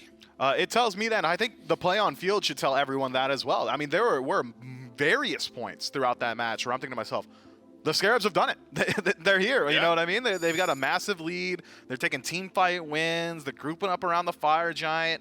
It is a composition that, from the performance in Game 1, has proven to me that it can work. The only thing that really was a major hamper to them was that Robin and a couple of decisions made around these team fights. So as long as the Solar Scarabs clean up their actual engagement, their actual play on field, I don't think you're leaving any of it up to the draft. I am just fine if they run back the exact same composition. Yeah, agreed. So Solar Scarabs have the ability to put those tools back in place. Gilgamesh is still around. Should Scream end up wanting that pick back, and Amaterasu also still available if the Scarabs want the same exact draft. But it will be a bit of a change. Kilcullen, a new look for Scary D going into game number 2. I still, and actually on the flip side, the Titans very similar as well. So yes, the Robin gets banned, and you can't play the Kumbhakarna, but Yu Huang, great for Paul. Chernobog, amazing for Cyclone Spin by the end of that game. So a lot of the same pieces of utility and same style with the Osiris there for the Tartarus Titans as well, heading into game number 2. So we assume still needs a jungle, could also be a solo lane, depending on where that Osiris flexes around. And then something different for Aurora. And really a lot's available for Aurora. He'd love the Khepri, he'd love the Emoja, love the Kumbhakarna. But as far as Aurora's God Pool goes, Myth, I think there's still a lot viable for the support. Yeah, Aurora, one of the most prolific Ares players that the league has ever seen. I think bolstered defense might find some value into a composition like this from the Solar Scarabs. Ymir as well jumps to my mind, probably because I'm just a Ymir truist, and I think he's just an incredibly strong pick. Would have a decent time dealing with a lot of these guys that don't have leaps. Athena has got some pretty interesting matchups in that your 3 block stack's going to give you a little bit of leeway on your initiation. If you're taunting in Freya or a Muz and Cobb, you've got a little bit more survivability than some of these other Guardians. That global presence in conjunction with Chernobog going to be very, very hard to deal with for the Solar Scarabs during the laning phase. Athena, a pick that when she is in the meta, she kind of dominates the meta, so this could be a good heat check for the god as a whole. But I think it will fit out just fine here. It's just such an consistent initiation for this team that the Solar Scarabs really will struggle. But that's not to say that he could just be willy-nilly. It's not as if you're just dash in, taunt. If you get slammed by a Stinger or if Bobby's playing on point with these abducts and can connect it before the Confound comes out, could make it very difficult to be an Athena in this match. I do want to say I appreciate, we have the little team benefits things underneath all the picks. Ratatosker's first team benefit was great jungler. That's right. That's right. Great jungler and high mobility. That's what Ratatosker brings to the table. Neither of those are wrong. I think great jungler is just what happens. What happens like if Rat gets nerfed into the ground? Is Rat like you keep the great jungler as the? I'd argue putting great jungler there might be a little goofy as is. Really? I feel like more often don't than not think we're seeing him Rat's in a like the great- soul lane. Really? Well, what do we define as great? Better than average. Better than average? I think Rat might be like just barely past All that right, so point right now. if Myth is writing the tooltips, he's just gonna put jungler as far as just team team benefits can jungle. he can clear jungle camps. All right, so Solar Scarabs, they bring a very similar, if not exactly the same style of composition here to game number 2, Myth. The notable swap, Amaterasu out, Cucullin in. Do you think that changes the dynamic of this team all that much? It hurts your initiation a bit. You're not going to have the same level of objective burn. You don't have that Amaterasu passive to help out with Gold Fury's Fire Giants. Dazzling Offensive, a much more initiation tool than like a Blink knockup from Cucullin. But he does fit some of those similar roles, has great pressure in lane, great soul laner, one of the team benefits of Cucullin. But I am concerned about the Solar Scarabs initiation because I feel like that is where they started to fall off in those absolute late game team fights. In the very last couple fights, it was, all right, well, Dazzling Offensive was forced to be used defensively, Right. or maybe Scream's getting caught out on this Gilgamesh a little too much, and you don't know how you want to start the fight now. I think it's going to be a little bit more difficult to find those opportunities with Cucullin. That said, I do think the way the Solar Scarabs played in game 1, a team that doesn't shy away from the scrappy nature Not at all. of early game fighting, you know, and that felt like a very Scarabs-paced and Scarabs-esque game, which is probably why things tended to go their favor as far as gold, things like that went early on in game number 1. And then some subtle pivots, of course, Myth, to the Titan style of draft. Osiris instead of Raven, Athena instead of Kumbhakarna. I'll levy the same question to you. Do you think, as far as Titans and their team fighting goes, their dynamic changes heavily with those couple of swaps? I think the more important of the two swaps, as far as how it's going to reflect on their team fight, Yes. has got to be the Athena. Kumbhakarna is single target initiation, epic uppercut for the most part, or maybe a groggy strike. But Kumbhakarna's main strength is the ability to counter initiate or to peel with Right. that mez. Athena is all about getting in and starting the fight herself, and it's a bit one note in that regard. Solar Scarabs ban away the Robin, but is it enough to get a win in game 2? Let's find out. Solar Scarabs are going to need to do a lot to take down the Tartarus Titans and bring themselves to game number 3. A new look out of SOT as far as at least the last few games have been concerned, but not a new look for the player as a whole. Osiris going to be the lock-in for the solo laner. It's J-Mac and Trelly back in game number 2 with Dave as well. And Trelly, I'll kind of pick your thoughts on maybe this Athena. It's a god that we don't see very often, but when we do see Athena come out, whether it be in the jungle or it be in that support role, tends to have a dominant performance. Yeah, I think the Titans have been liking the global compositions, and you know we've seen a few times where Scream got baited a little bit, thinking, hey, I have a 1v1 situation, then Cyclone Spin ulted in. Now they can do that a lot easier, because Athena, Aurora can also join the fight, or they can split the map presence with those ultimates, so I think just the Blink taunt, which Aurora has elected to go here, has the Blink available already. It's going to be pretty disastrous for the backline of the Scarabs, or the front line if they have the damage to do so, but I also want to touch on the fact that Osiris has a lot of mitigations built into his kit as well. True. And I think SOT is going to be playing a similar style of game as he did. I know I was very adamant on banning away that Robin, but this is a very similar style of play that I'm assuming he's going for. And looking at his relic, I've all but confirmed it. Yeah, I mean, the fact that SOT can essentially build the exact same build minus Alono's mask is maybe a little terrifying. We'll see how well this one works out for SOT now on the Osiris compared to that Robin, which he played 3 games straight, won all 3 of those games, and all pretty convincing, at least in that lane. But most of the core of the Solar Scarabs not changing in this game. The only difference is Scary D on Cucullin as compared to the Amaterasu. Yeah, as far as the comp goes, I don't think the Amma and the Cucullin are that different. I'm not really too mad about that. SOT actually took the tower shot for that. Wow, I'm amazed that he went to dive. I knew that he wanted the damage given the horrific pop, but I didn't think there was ever a kill opportunity there, and he ate a fair bit of damage from that tower. But either way, and I don't have a problem with them running the compact either. They got a lead. Their team fight was great. It was just a few, as the desk highlighted, Myth made some good points there. Just a few mistakes in the team fight and some picks leading up to massive objectives, which was the reason the Scarabs lost game 1. they've made some adaptations here, so I think they, just running back the comp in its entirety besides that Amaterasu is not going to be a problem. Layers going to be able to make it out of there. Scream does hit level 3 on the Gilgamesh a little bit sooner than Layers. But we saw this last time around, though. There was a first blood that also came with the fact that Layers was still behind in the early game. And Layers has been able to find that same level of success in the jungle for these early starts as Scream has been able to. And SOT back in the solo lane on this Osiris was getting pushed under tower after that last wave after, eating a tower shot diving through. But as we pan back over to Scream, able to find a speed buff steal. That's going to put Layers very far behind in the jungle. Yeah, this is looking a lot like last game, except Scream didn't die early on. He still is able to find the same amount of pressure up against the Ratatoskr on this Gilgamesh. Layers is going in that Mannequin Blade, the Mannequin Scepter rather, so he's going to have a little bit of extra auto attack burn, but the jungle presence from Gilgamesh is just going to be a little bit too much right now, so I'm expecting to see even more of that this time around. I think Scream is happy to run this back. I know we've been talking about this the full run back a bit now, but I think knows the mistakes that were made in that game and is ready to, adapt to those and make sure that they don't give up the lead as they did. Right now, pulling ahead a little bit gold-wise, the Scarabs. Given the fact that there's no kills, that's just a little bit of better farming, last hitting on the minions, things like that. Yeah. Being able to steal away a speed in a back camp also helps for Scream in that regard, as we've seen Scream sitting at level 4 up until now. Layers just ticking over after that red buff, and some of these extra little creeps have gone its way. So, but this is the name of the game for the Solar Scarabs. They've always been an early game team back in Season 8 and pushing into Season 9. This is a team that loves to get the early pressure. They'll go 4,000 or 5,000 gold up over the opposition, but it was always those mid to late game team fights, especially once we got to the late game, where the Scarabs started to falter a little bit. We saw it in Game 1. We'll see if they can make amends here in Game 2. Yeah, I was worried that maybe Layers was going to find a kill here on Scaredy. The jump is down. The Rat has a blink available.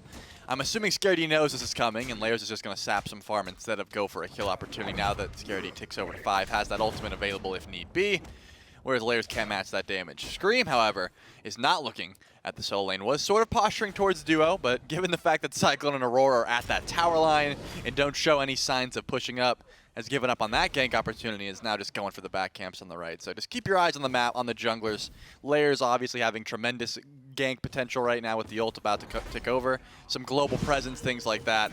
Whereas Scream's going to have to dedicate his body to one of those ganks. Very quiet in the duo lane so far. Level 5s do hit for both teams as those waves are being cleared out, but Inbound has given pressure galore over to Stewart, allowing him to solo up those Arthurian camps. SOT now has some backup with the Rory at level 5. Scary Dude used the ultimate, try and get away, but the taunt just a little shy from Aurora. Not going to be able to connect that onto Scary D, and a disengage by the Scarabs. Yeah, but does save the blue buff, so Aurora ulting over did net a little bit of gold for SOT and Layers respectively, and Cyclone Spin gets a free wave to himself. He's going to lose a little bit of the gold to tower, but should be able to help out in the dual lane shortly. Cyclone just dashing for damage at this point. That's how little fear he has of the Freya's ability to dive a tower at level 5 with just tier 1 ring. Not too much die potential there, even with the Valkyrie's discretion, just not enough damage, but he will fly back in. Not to look for a fight, but to look for the wave, because that's what Cyclone Spin is doing, just trying to farm up as much as possible. Yeah, essentially gets a free teleport with that ultimate.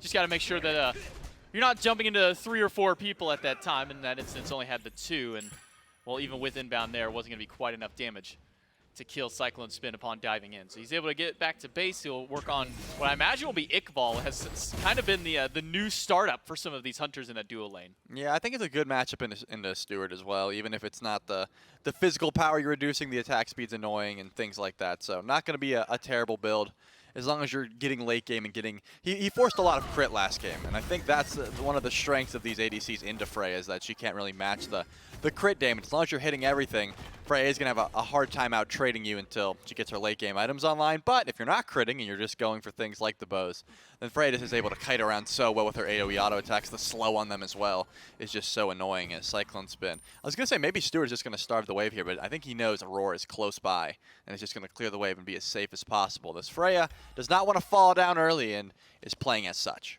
We can already see that with those offerings spawning up, the greater half of them does go to the Tartarus Titans to start this one out. I believe they got a 4-2 split on that, and a 2v1 in the solo lane. SOT avoids being drop-kicked into a wall, and he's got backup in the way of Aurora, who crashes down. It's a 3 versus 2. No ult from Cyclone to even it out, but an ult from Layers to make it now a 3 versus 3. Scary to use the ultimate. SOT gets pulled back in and use the ult to get himself out. So all 3 ults burn for the Tartarus And Titans. the blue buff hasn't even And spawned. Scary still holding on to his as he has that transformation a little bit far away. And the blue buff will be invaded. That was all a fight before the fact. I thought the buff already spawned in, and that's what they were fighting over, but it spawned in after the fact.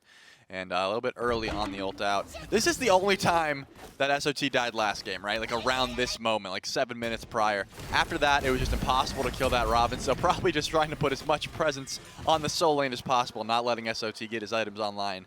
A good idea. Hasn't fallen yet. The ganks have been close, but saving that Lord of the Afterlife until the very last moment. Very clutch there. You lose your blue buff, but you hold on to your life, so SOT probably pretty happy about that one.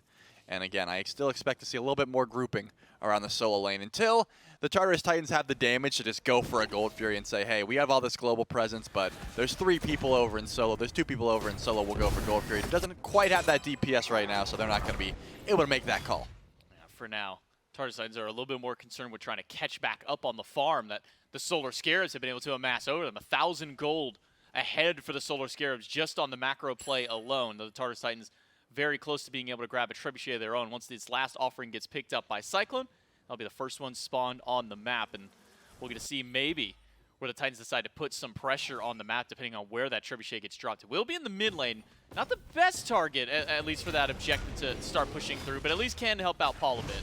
What would you say the best is? Left lane, right? I think the duo lane trebuchet is the one you save for late game. That's what I would imagine, especially with how much Pyromancer has become like the #1 objective to go for. Now you throw a trebuchet in the left lane, let it push up, and you fight around Pyro. Yeah, I think because it's just so far away from Pyro and Fire Giant, that's the one you'd like to have. But I think, you know, Baronic has been consistently this whole set out farming Paul, right? Always a level up, always having that sort of presence. So in the mid lane, not going to be your worst bet. You could send that in, I don't know, about 10 minutes or so. Just give Paul a little bit of breathing room in this lane, stack up that Warlocks, things like that. Isn't going to be your worst option, especially because Pyromancer spawns in about 1 minute and 10 seconds as Inbound actually takes the taunt here and is surrounded. He is body blocked, used the ult on himself. And the flight out of the mid laner, Paul will get away. Layers will crash back down in, and it's everybody is here. SOT uses his ult to secure the kill, and now Baronic trying to run away from the Osiris, but he will not do so. Layers finds the kill. Scream finds a turnaround. It's an early 2v1, but those 2 go to the Titans. Yeah, this is the strength of the Titans draft. You don't expect this global presence. Aurora was able to go over here and try and help out the blue buff where Cyclone Spin rotates in. Stewart doesn't make it in time, so you're fighting a man down. SOT just ults over the mid-camp wall to make sure to confirm that kill onto Inbound. Just a little bit out of position there. Great taunt in from Aurora to start that engage. As Scream is trading some autos with Paul and losing that trade. Yeah, I don't think you want to fight Paul. Thought maybe the Auto Cultivation was going to be back up for Paul to try and get that root, but does not have it. Instead, we'll just select to clear out the wave. And talk about some early pressure in a lane. Scary D takes a tier 1 tower pre-10 minutes in solo lane. That's not something that we see very often. Even in the set with the Scarabs and the Kings last week, the first tower didn't get taken until 10 minutes. And that needed a 4v4 to happen on that side to even go down. Yeah, well, SOT has been rotating a little bit more, losing some blue buffs as well to the presence of the Solar Scarab. So I think some good state of mind for Scary D, rather, to just push that lane as much as possible once that mid-fight was lost. You're still going to get some net gold for your team. So even though the Titans grabbed 2 kills, take a look at that gold, 2,000 in favor of the Solar Scarabs. And I imagine most of it on Baronic and Scary D, of course, but even Stewart, given the fact that Cyclone Spin's been using that global ultimate, has a level lead at the moment as well. We do see Stewart losing out on his ultimate from rotation by Layers. That purple buff does get stolen away, which will put a little bit of a hurt on Stewart in the early, but not too bad. Taunt by Aurora finds Inbound, a jump by Scream, and then a drop kick after Aurora. Should not make it out of this fight, and he will not. And Scream, who gets the last hit there, and the Solar Scarabs can now tie up the scoreboard with a second on their jungler. Yeah, Scream ended up kicking Aurora out of the stinger range, so Baronic didn't get to pick the ult back up, which always hurts because usually when you throw out your stinger, you're just trying to get it back whenever it's on a guaranteed kill, but not going to be able to. At least the Pyromancer's looking good, but Scary D and Inbound are at back camps, while it looks like Baronic and Scream have the DPS to just go for that Pyromancer. The Bug could be in some trouble, though. SOT will chase down Inbound, a double dunk in by the support, and the solo Inbound taunted back and use the ultimate on himself. Layers up on the tree will crash on top of Inbound. The Dueling Dragons are awaiting his respawn, and it's Paul to pick up the kill. Yeah, how many times have we seen this where the Scarabs get the objective? First time was that tier 1 tower and right. This time was the Pyromancer, and then the Tartarus Titans use that global presence to find a kill. All the while, Stewart is pushing waves underneath the tower. Scarab D was stealing some back camps as well. So still the gold lead is climbing for the Solar Scarabs. They've been playing around these global ultimates about as well as you can. Even if you give up a kill, just being a man down, you're still getting an objective over it that's netting more gold. So now 3,000 in favor of the Solar Scarabs. And I imagine if this continues, the Gold Fury will be looked at next. And you can't really use global presence at a Gold Fury because both of the duo laners are already here.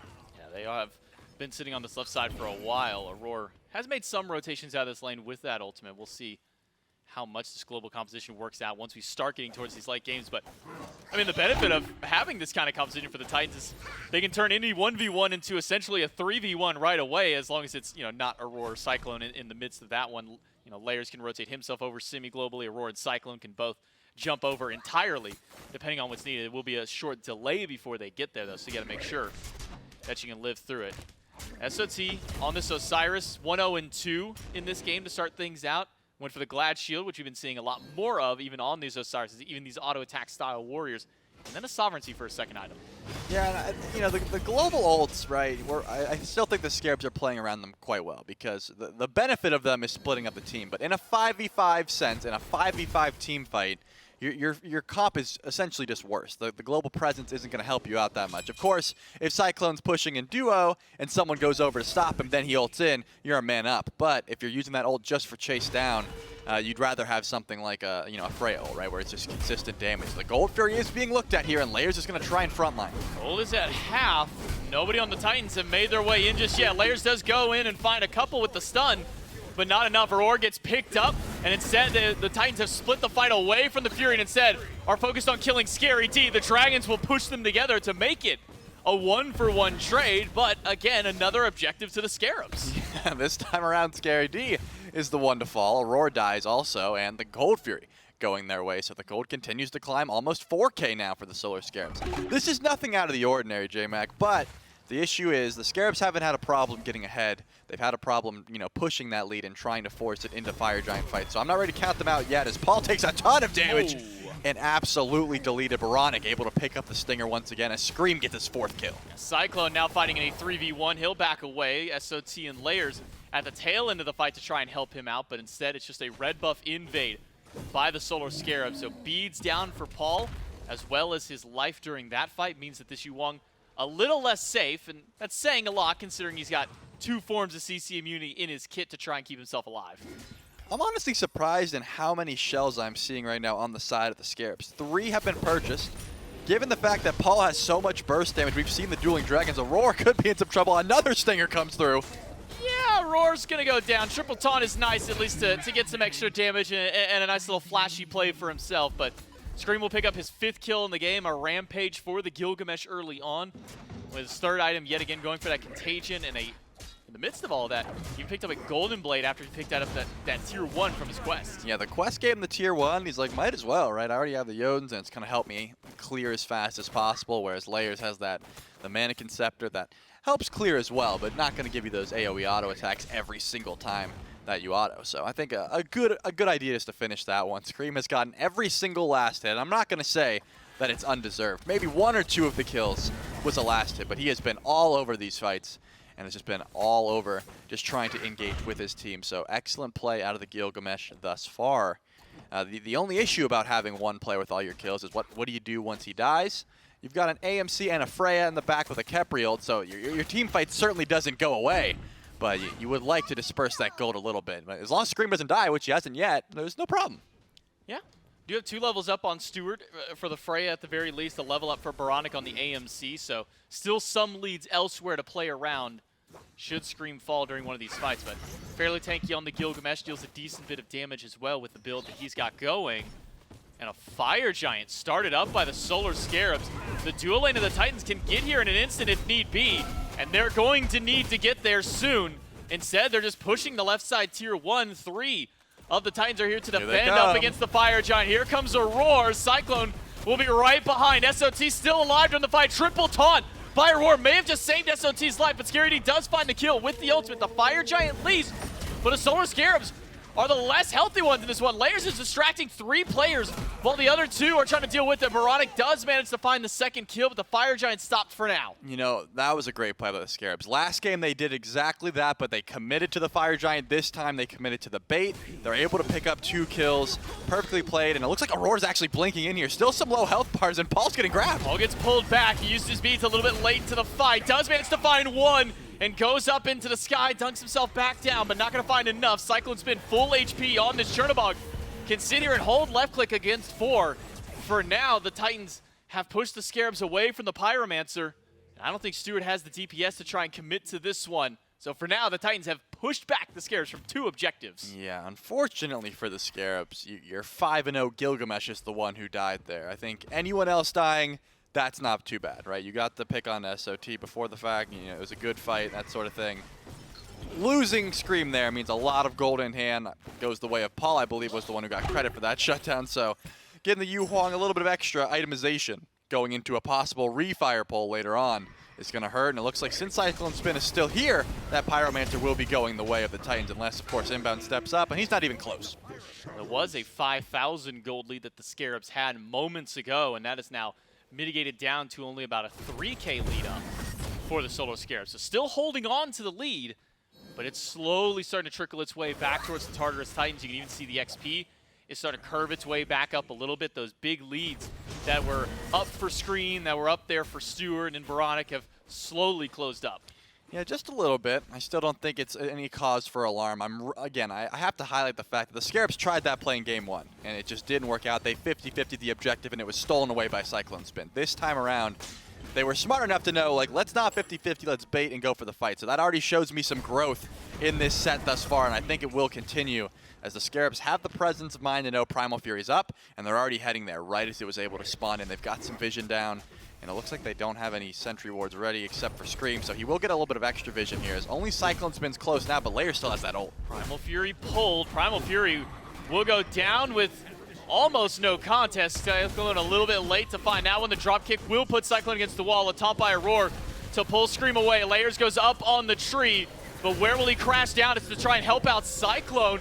And in the back line, the Layers has to go away. Cyclone went back into the fight. He goes into the wall to stay alive. Baronic gets revived by his support, and Baronic will turn around the kill onto Cyclone Spin. Now SOT marching to the back line, finds 1. Layers will pick off Baronic, and it's now a 3 versus 3. Layers is trying to find an opportunity to get back in this fight. Inbound low, but Scream and Scary D are still rather healthy. Layers still finds the double. But it looks like the Titans still want this brawl as Scary D is about to transform back and has to jump away. Paul has so much damage here, it's going to be hard to not get this kill because of the taunt in from Aurora. Do they have it? Paul closes off one of the pathways, but a nice drop kick by Scream slams 2 teammates against each other. And that should buy enough time for Scary D to get out. Taunt by Aurora is going to need to be there to secure that kill, but they cannot get it. There's cooldowns are a little too much. The Tartarus Titans find 3. They still lose the objective, at least to the Scarabs. Yeah, and Scream should be able to get a tier 1 tower and left, pushing that wave. You know, it's 1 minion hit away, so that tier 1 and left will also fall. More gold going the way of the Solar Scarabs. You know, the XP lead isn't going to be that much of a deal anymore. I'm still looking at a 1-level lead for Stewart, and then a 2-level lead for Baronic in that mid lane on this AMC. Just been farming so well. And also 1 for Scream on this Gilgamesh. So not going to be the worst thing in the world for the Titans. It's just the late game presence of the Scarabs. They definitely have it in spades. Are they able to translate that into an objective? Inbound already here at the Fire Giant.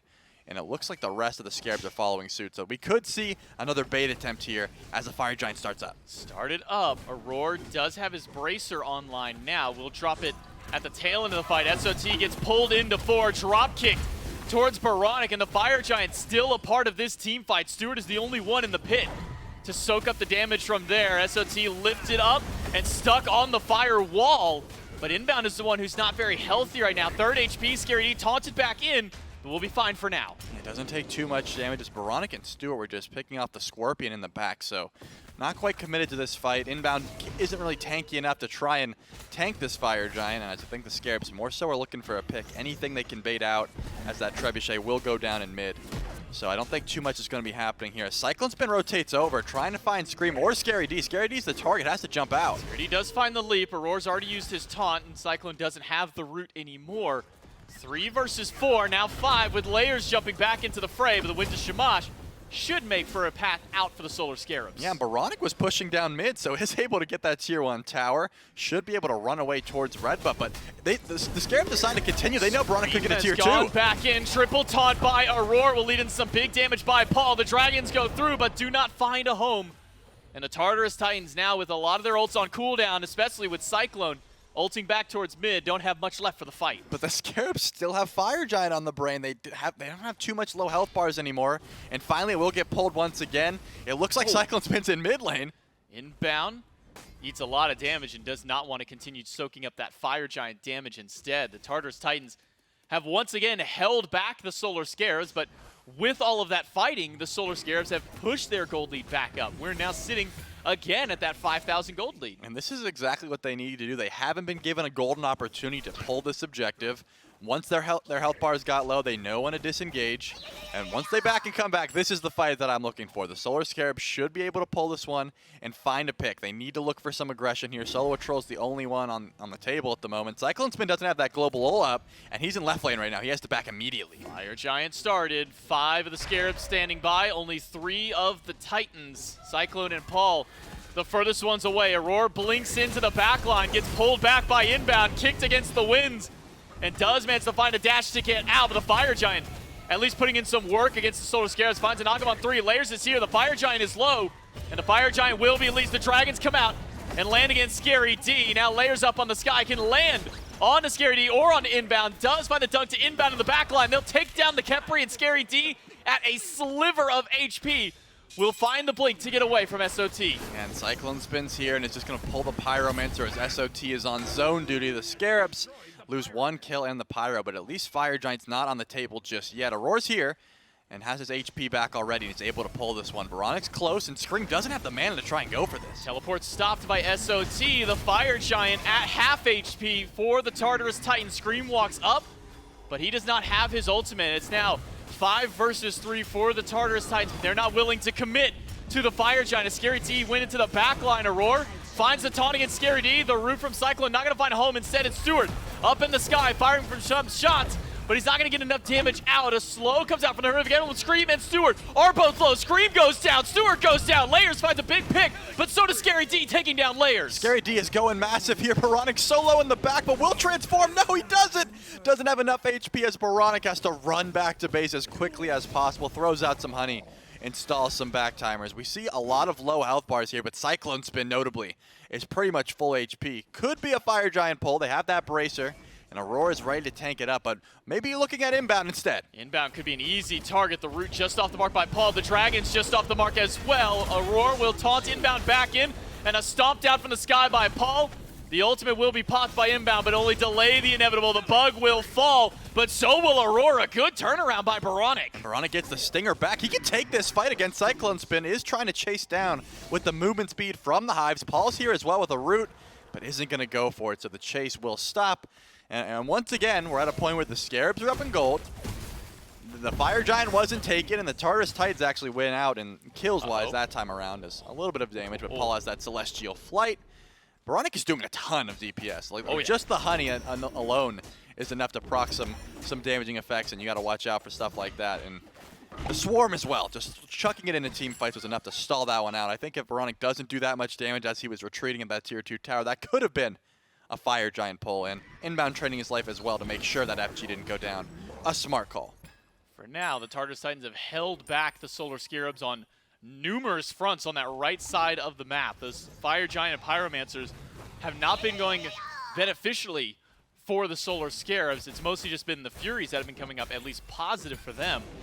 The Oni Fury has respawned. The Tartarus Titans have vision control, and with this global composition, could maybe try and put some threat on there and then go right over to the Fire Giant if the Scarabs pull it. Yeah, Scream goes for the drop kick, and Layers is a little bit onto him, so does not get kicked into the wall.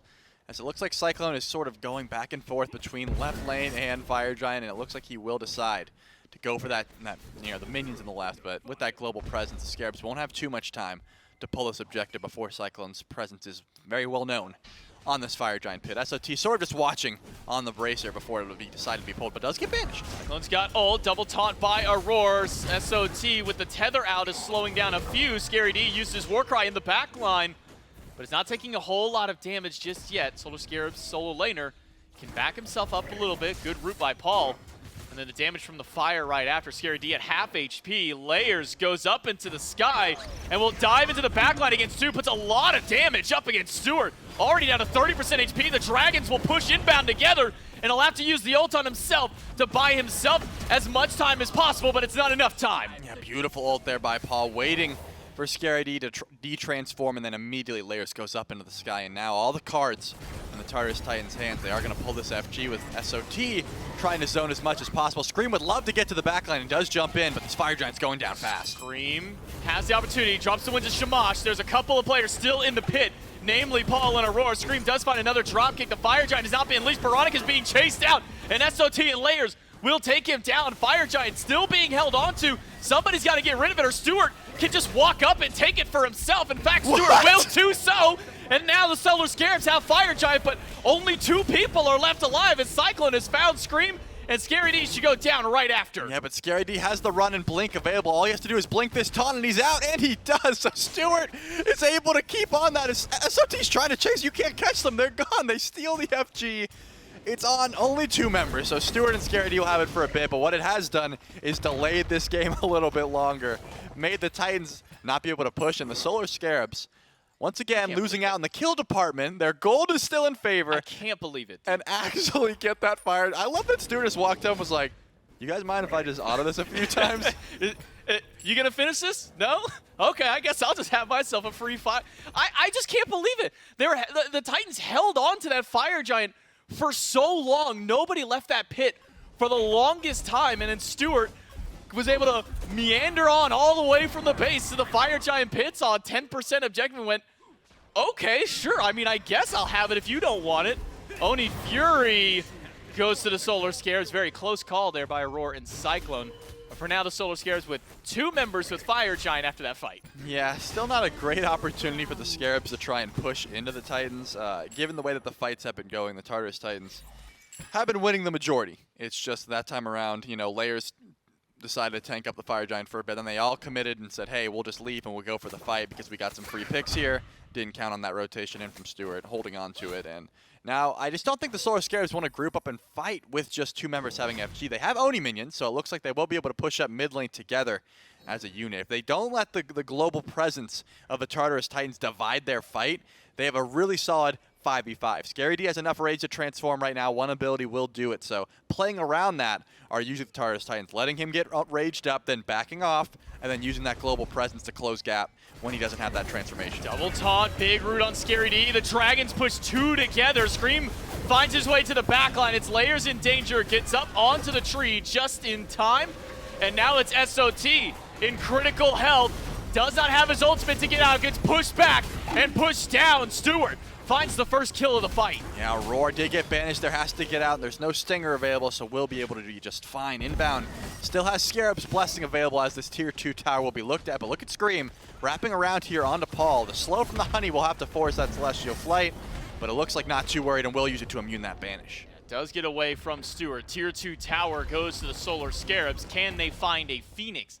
Now with the minion wave pushing up. 4 versus 3, only Cyclone and Inbound still have their ultimate. Screams is back online in just a moment. He'll go into the backline, finds a dropkick against 2, gets taunted back in, but the Phoenix is the target for the Solar Scarabs. They will take the mid bird away from the Titans, and the Scarabs will call for the retreat. Yeah, Cyclone Spin has the ult if he wants to try and chase this one down, as it looks like Tier 2 tower is on the menu for the Solar Scarabs.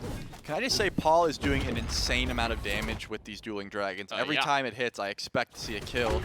That time, obviously, the Solar Scarabs were able to counter back. Solar Troll just commits too hard to the fight because of a massive ult hit from Paul, who is just doing twice the amount of anyone in this game right now on the Hugh Huang. But sometimes it's not enough, and that time it wasn't.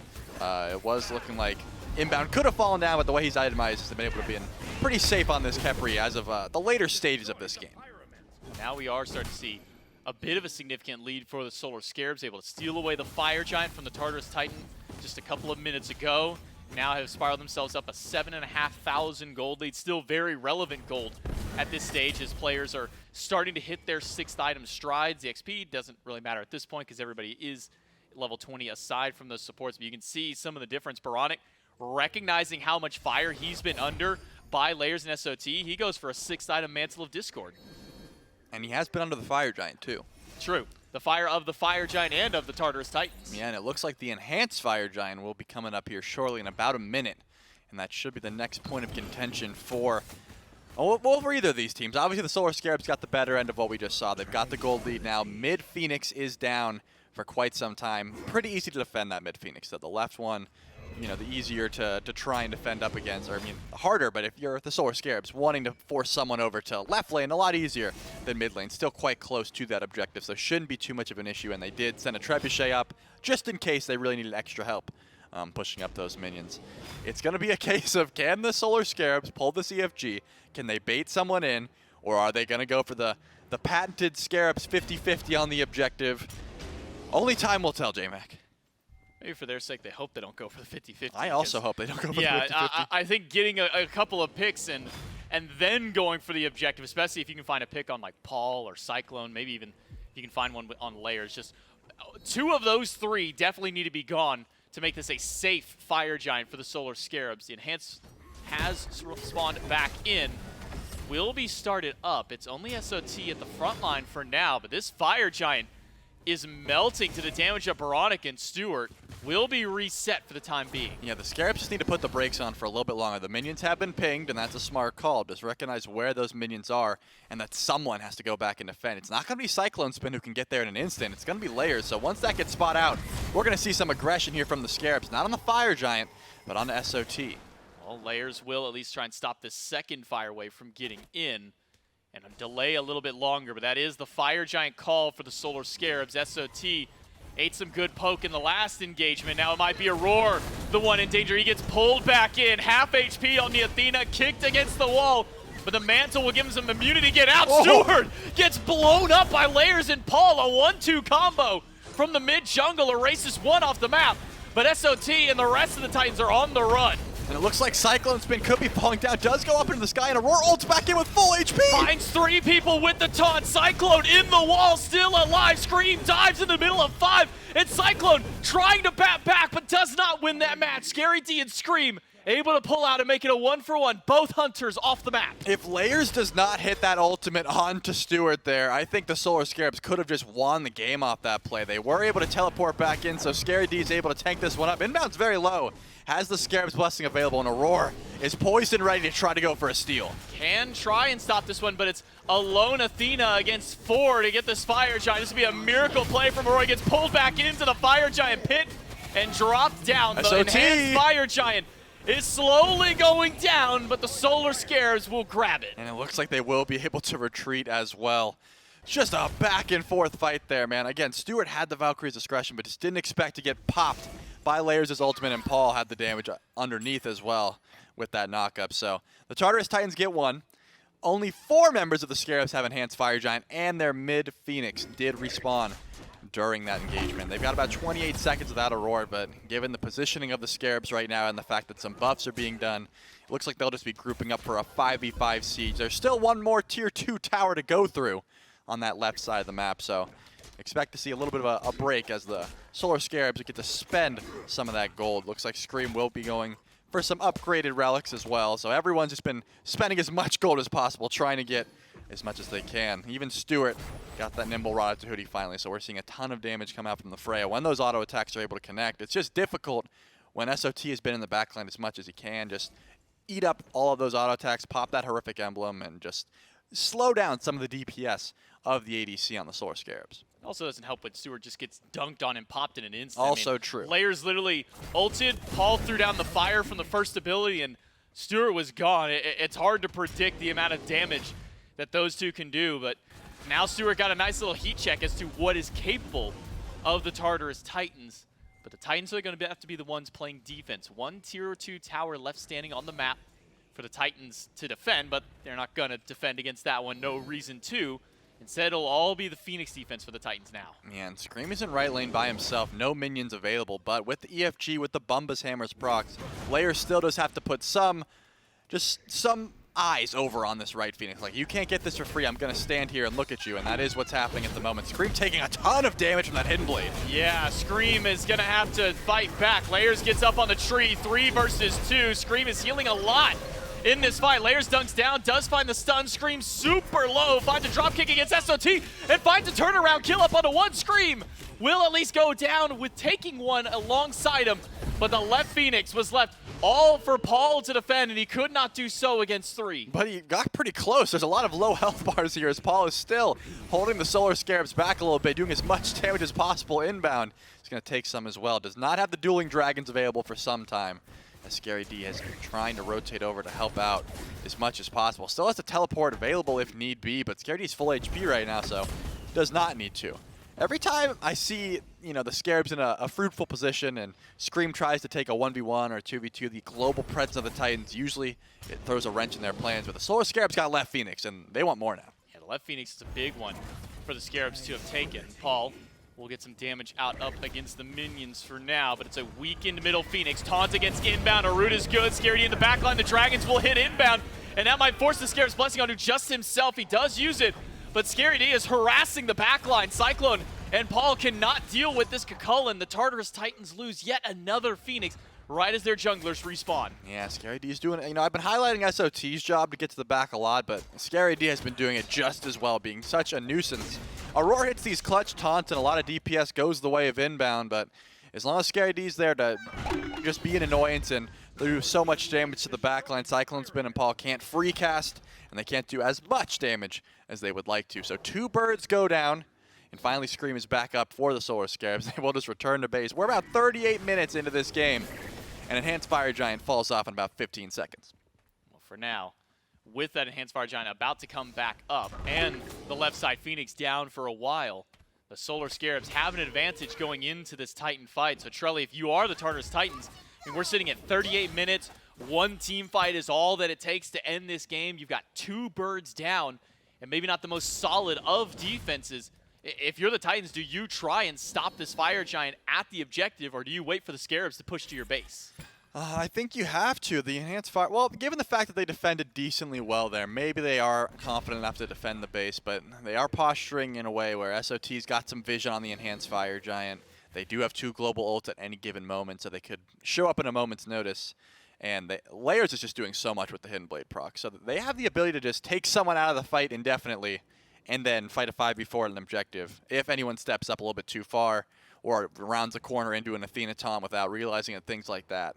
But as the Solar Scarabs are posting up, they're making sure that no one's even close to this objective. They have the DPS to just put Scream and Bronic or Scream and Stewart on the objective, and just everyone else play zone duty. For now, the Titans will be pushed back towards their speed buff. Even SOT and Aurora don't want to step too far forward before that Fire Giant has respawned. Cyclone will push out the mid wave, push out the left lane, probably the best player on their team to try and slow this one down. But Enhanced Fire Giant has respawned. Scream is in the back line of the Titans. Aurora is getting pulled back to the back line of the Scarabs. Will get a Mantle proc to find a path out, but it's not going to get him far. Stewart and Scream close the gap, and it'll take down the first kills. SOT gets pulled in and loses the beads, and Layers will use the ult to retreat. It's SOT in the middle of 4. Yeah, they still have the pick, but wants to go back to the Enhanced Fire Giant. There is a Fire Wave on that Titan. Scream is taking a 1v1 versus Layers, gets the beads down, and Scary D is just zoning 3. Scary D, though, half HP, and SOT pulled back in towards 3. Does get whooped, at least by Stewart, and he's soaking up a lot of this damage up against him, but Stewart's not able to take a lot of damage himself. Paul does find Scary D, and now this fight just got interesting for the Tartarus Titans. Scream gets the proc of the ultimate from inbound back towards him. SOT low and used the ult to find a path out, but it's 1v1 again, and the Titan is getting shredded by fire minions. Yeah, that left side Phoenix is about to respond, and if they stall long enough, it will go down. Cyclone Spin forced to go back, and now inbound is playing zone duty, but he's getting shredded through as well. And Paul and Layers are gonna be here, but the Enhanced Fire Giant goes to the Solar Scarab. Cyclone Spin will hold off the minion wave on the left side. Paul goes up into the sky, but drops right back down in front of Scream. It will take down the mid laner. Paul is gone, and the Solar Scarabs have not much left to fight back with Cyclone and Aurora here, and a triple taunt by Aurora could turn the fight around, but it's Stewart who gets the pick on the layers. It's Stewart pumping out the damage for the Solar Scarabs. He'll find the double kill. Baronic will take the triple away, but it does not matter. The Solar Scarabs will close out game number 2 with a 2-piece for both of the carries to tie up the set. Wow, what a fight back from the Titans. It was a massive taunt in from Aurora, but the picks from the Solar Scarabs were able to isolate some damage dealers and just make sure that their carries could just free cast there. Such a great game from honestly all the Scarabs. It's good to highlight 1 or 2 people. Obviously Scream was getting after it in the back line, but so much DPS coming out from Stewart, even when it didn't look like it when he was hitting people like SOT onto the carries, was still chunking numbers. And obviously Baronic has been having a great set throughout. He's been getting so much farm and staying ahead of Paul as much as possible. Yeah, I think that's a big highlight for the Scarabs, is how much farm Baronic has been able to get for himself to kind of stay active in these fights. As you highlight Stewart, late game, it's a late game Freya. We talk about it all the time. It's a late game hyper carry. Sure, it might not look like it against SOT or against Aurora, but these small little picks that the Scarabs were able to find throughout all of those fights, those couple of little members they were able to grab back within a duck, proof fruitful for them. The Solar Scarabs take game number 2. Can they sweep and reverse it up against the Titans? We'll find out in game 3 right after this. Cerberus needs a new toy. Yes. I'm on it.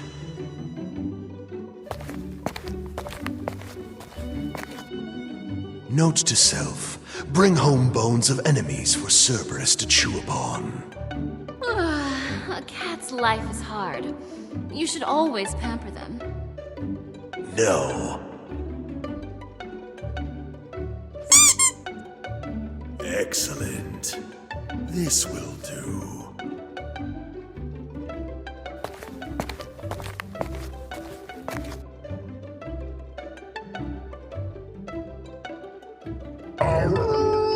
Thanks.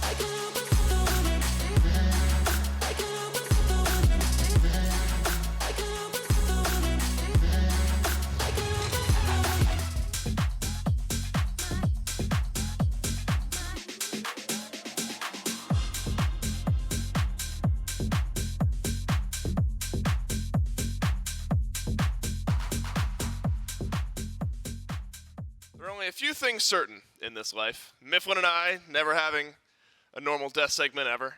Taxes, death, and Just taxes. Full stop, taxes. first point proven within seconds, and not even the bit isn't even over yet. And the Solar Scarabs sending us to a game number 3. Scarabs, they fight back, they fight well, and they win game 2 over the Tartarus Titans. In game 3 looms large. Miff, there was a bit of writing on the wall in game 1. Yeah, not behind you. Back there, the one versus one. There's a bit of writing on the wall in game 1 where it felt like the Solar Scarabs were kind of scrapping effectively. Remember, they pull a lead in game 1. This one goes long. It's a 40-minute game. But the Scarabs, again, able to fight consistently, just don't make the same big game-changing mistake as they did in game 1, and they're able to capitalize. And I think it was just such thin margins that edge out game 1 for the Tartarus Titans, right? That Robin pick coming massive at various points was removed. So now with the Solar Scarabs going back to what is effectively just about the exact same composition, they didn't have to have that same level of concern. And from there, able to group up and team fight very well in the late game. I'd argue that Bobby on this Khepri inbound comes up massive. If I'm on the Tartarus Titans, I'd be looking at that to change out, assuming that both of these teams want to go for similar styles of play that we've seen for the entirety of this set. But as far as team fight presence is concerned and damage output, the Solar Scarabs were executing very, very well. And one of the initial concerns was whether or not this one-note Athena could survive this composition, could survive her initiation onto the Solar Scarabs. How many times did we see a confound onto both Baronic and Stewart, and then all of a sudden Aurora just wasn't there anymore? So if that was your answer, to just have that immediate explosion upon CC for the Tartarus Titans, I'd argue that composition didn't quite have it. Yuhong, decent poke, heavy poke, but not that standard burst mage that you would need to follow up on something like an Athena. And the Solar Scarabs, with those slight openings, even though they stumble a couple of times in the mid-game team fights, just come out by and large ahead. I mean, Paul still puts up 65,000 damage in this game and 38,000 from Cyclone Spin. Simply just not enough. And so the Solar Scarabs, again, will send us to a. It is with a team where the conversation is about consistency and finding wins on a consistent basis. It is almost unbelievable how consistently they do reach Game 3 because it feels like every single set. Think back to the end of Season 8. Phase 1 was a bit more rough for this squad. They definitely had their fair share of 3-game sets. But now, moving into Phase 2, they've gone 3 against the Bolts, the Scarabs, the Valkyries, and the Titans. Only the King set was a 2-0 Against themselves. for the Camelot Kings. What did I say, Scarabs? Yeah. Instead of who? Oh, I wouldn't know. I'm not looking at Bolts, what you're looking Warriors. at. Oh, There it is. It was, yeah, I looked at the wrong highlighting. Bolts, Warriors, Valkyries, and now Titans are the That's most of them. The Scarabs would go to 3 games against themselves in theory, right? Almost certainly. They're perfectly matched. Well, they play to the level of their opposition always, including themselves. I wonder. Maybe that's like a paradox. Just the studio gets sucked into a black hole. They just all AFK in Fountain, I think. They wouldn't know what to do. Yeah, they would have no idea how to play the game at that rate. Perfectly matched against one another, and the game would just never end if it ever began. But Game 3 picks and pans now rolling. And first big sweeping changes from the Tartarus Titans as far as ban fades, as AMC and Freya both off the table. Robin will stick around in the ban column. But Chernobog for Cyclone Spin, that's been a mainstay this set, and it'll stay main here in Game 3. Bastet and Kali both available to scream, both of his signature picks. And in leaving both available, the Solar Scarabs do not necessarily need to take one for themselves. So the Khepri, an insta-lock, one that has served them well, and a takeaway from the Tartarus Titans. Baronic, the first one to whip out the Yu Huang in the SPL. Now reprising his role up against the Tartarus Titans with that safety already built into his kit, and now additional safety from the Scarabs' Blessing. I think it could be that Baronic has himself a very good game. Yeah. The Tartarus Titans, if they so choose, could take one of the 2 picks that Scream is apt to go towards. Kali or Bastet will not do so. Instead, this is a style of draft that we've seen from the Titans at various points so far this year. Just heavy objective emphasis, as is the nature of any composition that is comprised of an E-set. Looking at the draft as it stands, the Titans could very easily start to work their way towards Gold Furies and Pyromancers early on. So I would expect the Solar Scarabs to try and draft a little bit of pressure in their side lanes, just to make sure that this E-set isn't having the easiest time getting these objectives. Yep. So we'll see what the second wave of bans have in store for us as far as side lane pressure. Kokolin has it. Erlang Shen and Kumbhakarna both taken away by the Solar Scarabs, still sensing a jungle and support pick over the horizon. That's a good sense.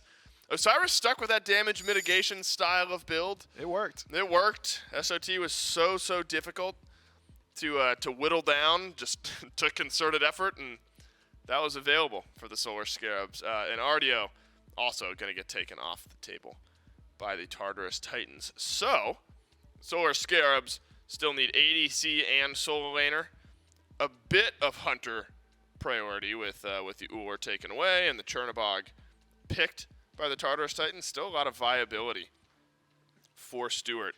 And then Freya, of course, and AMC. I missed half the ones that have been banned out. But Stewart has felt pretty flexible here recently. But it does feel like the picks that have been taken away have been pretty popular for him. Ho Yi and Jing Wei, rather, a couple of Stu's popular picks.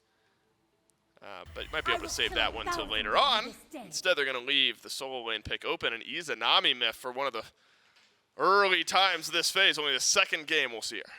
I wanted pressure for the side lanes of the Solar Scarabs, and Izanami will bring it. As far as minions are concerned, they don't stand a chance. Those piercing auto attacks should be able to alleviate some of the objective pressure that I'm assuming the Tartarus Titans are going to be looking to play through.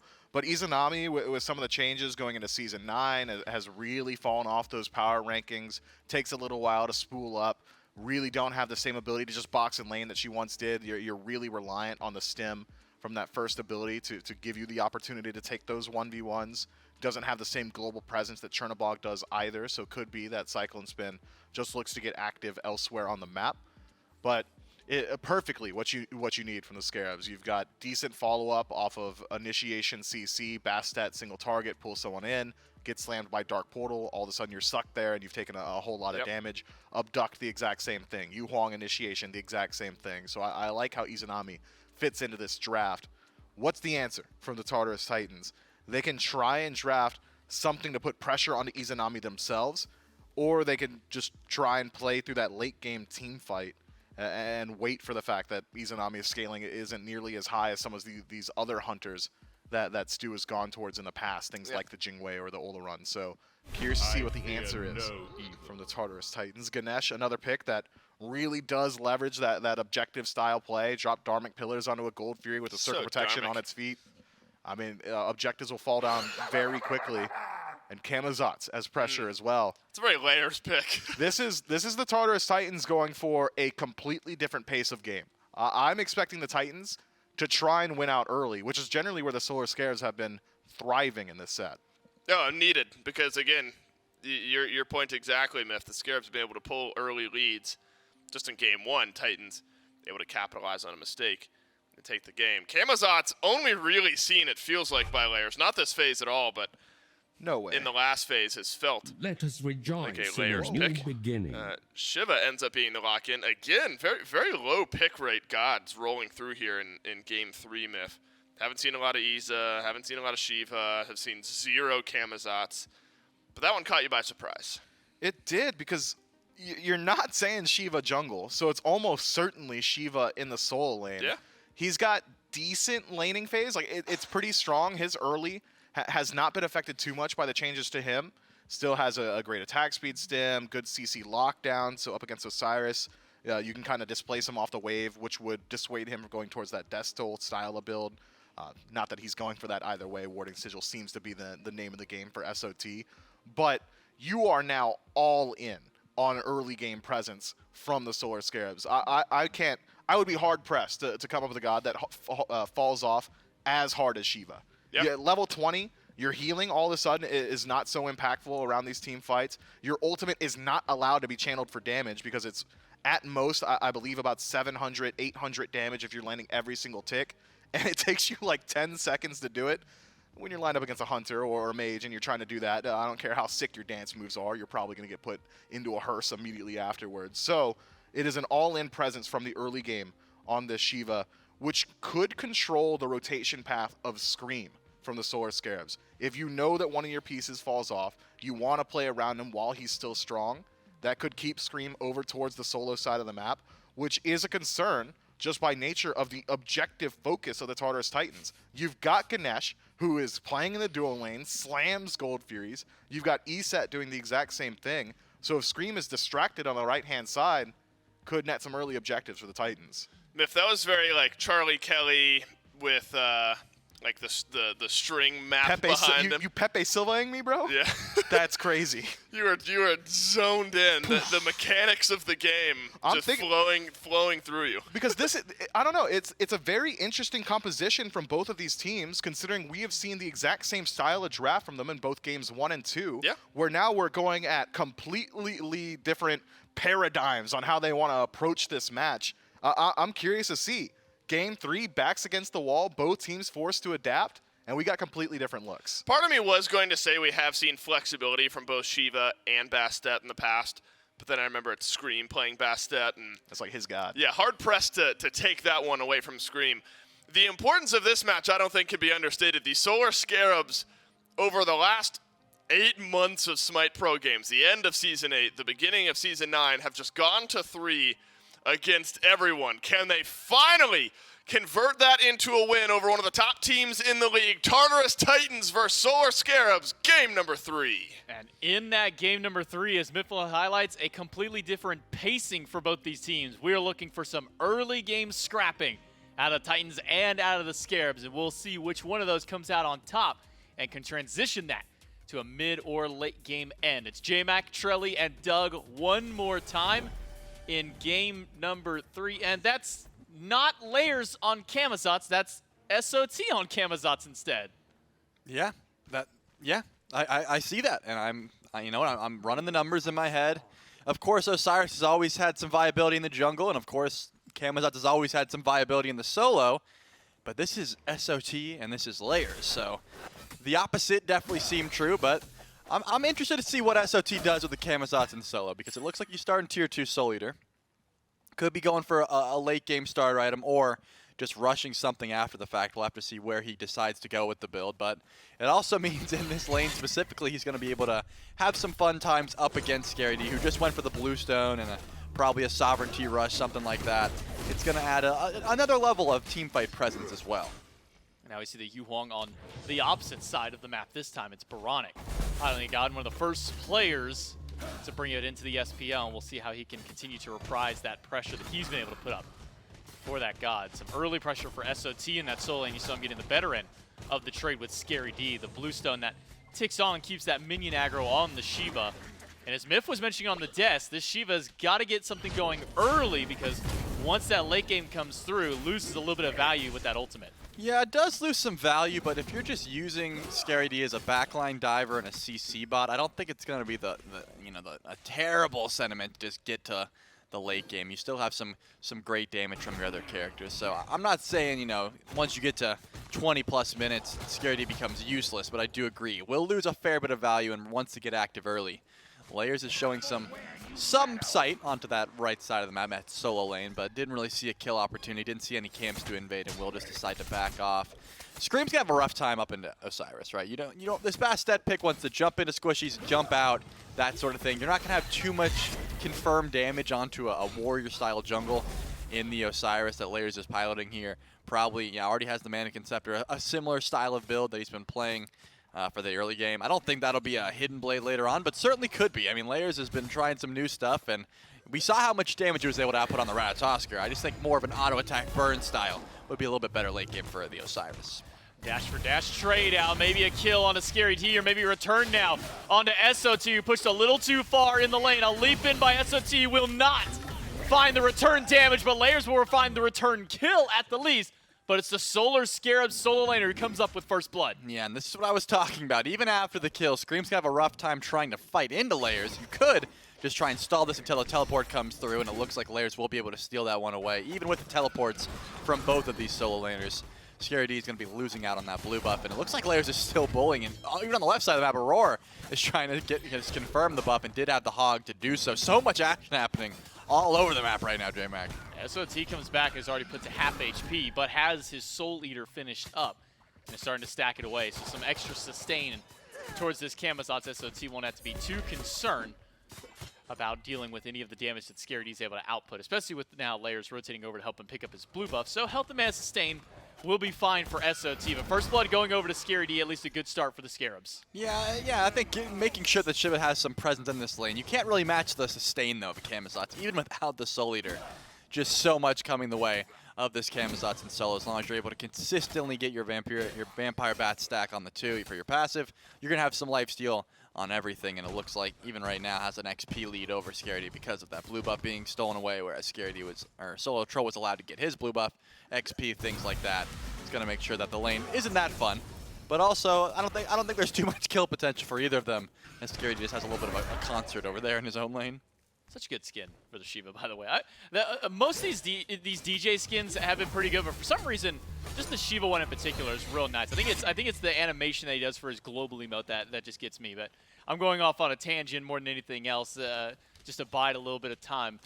The Tartarus Titans, though, even despite losing that first blood, they're the ones with a slight gold advantage up against the Solar Scares, about 300 or so in favor of the Titans. Yeah, Scream's not 5 yet, and now finally ticks over, so we can see some aggression out of the Solar Scarabs jungler. We've been seeing a fair bit of aggression from Layers, just running into the jungle, pretty much carefree, not really worrying about anything, and he's going to try and wrap around on Scary D here. Doesn't have the mana to try and fight, but should have the mana to try and escape. But it's holding on to the very last second and still gets stunned out. Dash is going to be caught. Scary D has ult. Does he have enough mana for the ultimate? It's not going to have any healing from it, but a good juke is not enough. Layers able to get Scary D thanks to the help of the Mannequin Scepter procs. Once again, we see those come in and pick up a second kill for Layers. Okay, I like where Scream's head was at. He blinked under the tower and tries to go for the Hunter Sebastian to pull Layers underneath the tier 2. But after you miss, you pretty much just waste your beads, your blink and your ult. And still, Scary D falls. And still, Layers gets a second kill on his belt. So this Osiris is going to be even faster, just farming around the map with that Golden Blade and continuously put as much pressure as possible. Not going to be the biggest deal around the map, but in this solo lane specifically, Solar Troll has a 2-level lead. Scary D's gonna have a hard time even clearing the wave. Has some survivability with that sovereignty, but really just coasting off of Bluestone procs and using a lot of mana every time the wave comes. SOT with a level up over Scary D thanks to the help of the 2 kills that have gone the way of Layers. And this is the first time this set that Layers has been even or ahead of Scream in the early game. Remember back to game number 1, First Blood went over to the Titans jungler. Layers is able to grab that one. Still fell behind to Scream on the Gilgamesh. Game number 2, no kill ended up happening in mid. And again, Layers had fallen behind Scream on the Ratatoskr. But finally, for the first time, we are seeing Layers able to at least keep pace or ahead. Yeah, it's nice to see Scream get a taste of his own medicine, where Layers was the assassin, and Scream was the warrior jungle who should just be getting pressure early, and now Layers is the warrior jungle, and Scream is on the assassin. So falling behind does make a little bit of sense right now. We'll have to see where Scream tries to get active. It looks like he's posturing towards solo, then immediately decided against it. It's just going to go for possible Greater Scorpion and some action around mid lane. Aurora does have the bracer, so could be a decent target. No beads available for the Elephant. There's just not too much burst after the fact is. Inbound is on the Khepri. You really just have Dueling Dragons as your follow-up, and it's not going to be able to 100-0 in the earliest. Yu Huang doesn't have that much DPS just yet. 2v1, Scary D uses the ultimate to get a little bit of healing back. Those mannequin procs are dealing some damage, and SOT will throw out the bats one more time just to get some extra pressure up on Scary D. Another blue buff invade successful for the Titan. Cyclone Spin jukes out the damage and the CC from inbound. Might be able to return a little bit of that damage right back to him. I'm really surprised to see the way that Stewart is itemizing here. Just the tried and true Death's Toll into Crusher. I'm assuming Aussie into Wind Demon, right? That's the old build that we saw quite some time ago, but Crusher has taken some nerfs since then. Aussie also taking some nerfs, and there's a reason those items fell out of favor. They do synergize pretty well with Iza's kit, so we'll have to see if Stewart does just try and go for the old style of build, even though it fell off a little bit. Boxing up against Cyclone Spin, you're not going to get too much value into a Nickfall, but your 1v1 potential is definitely better than a Chernobog, so Stewart just wanting to maximize that as much as possible and try and get some pressure in this lane. All these blue buff invades have not just been taking a toll on Scary D, but also on Scream's farm. He's falling still slightly behind Layers. Scary D, obviously, with the 2 deaths, is going to be a bit behind. And the 1v1 between the Hunters of Cyclone and Stewart, that one is going out to about a net even as far as their health is concerned, with Aurora and Inbound both rotating over. That should stop the fighting in duo for now, but with Scream on the move, could be a potential start back up. Scream throws out the cat, it hits Cyclone. The silence from Aurora will push back the Titans, and now the Layers has joined the fight. Will guarantee the Scares have to back off. Yeah, that's a pretty big chunk of damage heading the way of Scream just from Aurora and Layers, respectively. They just hit 2 abilities, and that's all it really took to make sure that Scream wants to back off. Level 7 to the level 9 Osiris. Just not going to be a great time. Veronic isn't going to care too much because he has a tower to protect him and he can just farm up. But Scary D makes the rotation to mid. Paul has ultimate, uses it. Scary D knocked up. Cyclone has shown up, finds the root, and the Ohm continues to keep Scary D down. Paul turns around and ends up getting the last hit for the kill. And now a 3rd one on the board for the Tartarus Titans. Man, this is going downhill fast. Not a great rotation in from Scary D as Inbound is trying to get aggressive now. And now a pull on to Paul and swing and a miss. The Hunters of Bass is down and Scream's taking a lot of return fire, but there's the Dueling Dragons. Not gonna find enough. Layers though, again with the mannequins, will take down another person. That's Veronic falling this time, and Layers still batting away at Inbound. He's trying to use the minions to hold himself out. Scream throws out the cat, the Darming Pillars from Aurora will proc the Scarabs blessing, but Scream able to take down Layers all the while and get one for the Scarabs. Yeah, that was a good rotation in from Stewart. I think the Scarabs were trying to use their man advantage as SOT finally does decide to rotate in and maybe throw some damage the way of Inbound, but pushed a wave underneath the tower there, was just stealing as much farm as possible and said, you know what, Scary D rotated in a while ago, maybe I'll show some face in this fight, maybe I'll help out the squad as much as possible. Cyclone Spin didn't leave, and SOT didn't leave. They just wanted to get as much farm as they could. Well, maybe Stewart's looking for a fight opportunity, doesn't have that dark portal, and Aurora's actually here to possibly silence him out and find where Stewart could be hiding. The wave's going under, so Stewart needs to get back to the farm. A little too far to try and continue that chase for the Titans as we take a brief look at the gold. I mean, it's not very much, barely even 1,000 separating these two teams just 10 minutes in. The XP, however, 3K up for the Tartarus Titans. That might be the more stifling of the 2 numbers. Yeah, I'm just looking at SOT because he didn't rotate out, right? Like, he's got the 2-level lead right now. Scary D died once in lane and then died again and then decided to rotate in and look for Paul, got the beads down, but once again got stunned out and just hasn't been able to find too much success on the Shiva thus far. You're not, any of the damage you do to SOT will simply be healed off because of the Soul Eater build. So it's, you know, Scaredy doesn't get value in lane, and he's not getting value when he rotates out. So just an unfortunate game thus far, but plenty of time to try and make a comeback here with the team fight presence. If you can use that heal effectively, or just the displacement of Shiva's kit, you can really make up for this slow laning phase start, we'll call it. SOT continues to put that pressure onto Scary D, who has not really been able to leave this tier 1 tower very much ever since that kill did go the way of SOT, or I should say the kill went to players. Another blue buff invade, and another camp that Scream and Scary D are not allowed to get XP from. The Titans continue to put pressure on this right side of the map and are really trying to exploit that weakness of Shiva. We're not even towards the late game yet, Charlie, but Shiva has not been able to find much impact outside the first couple kills. Yeah, and Baronic's still stacking that Warlock Sash, so his damage isn't really coming online either. We saw that Dueling Dragons hit on Aurora, and I wasn't even sure if it did hit, but it did actually hit, so the damage number is just not quite there yet either.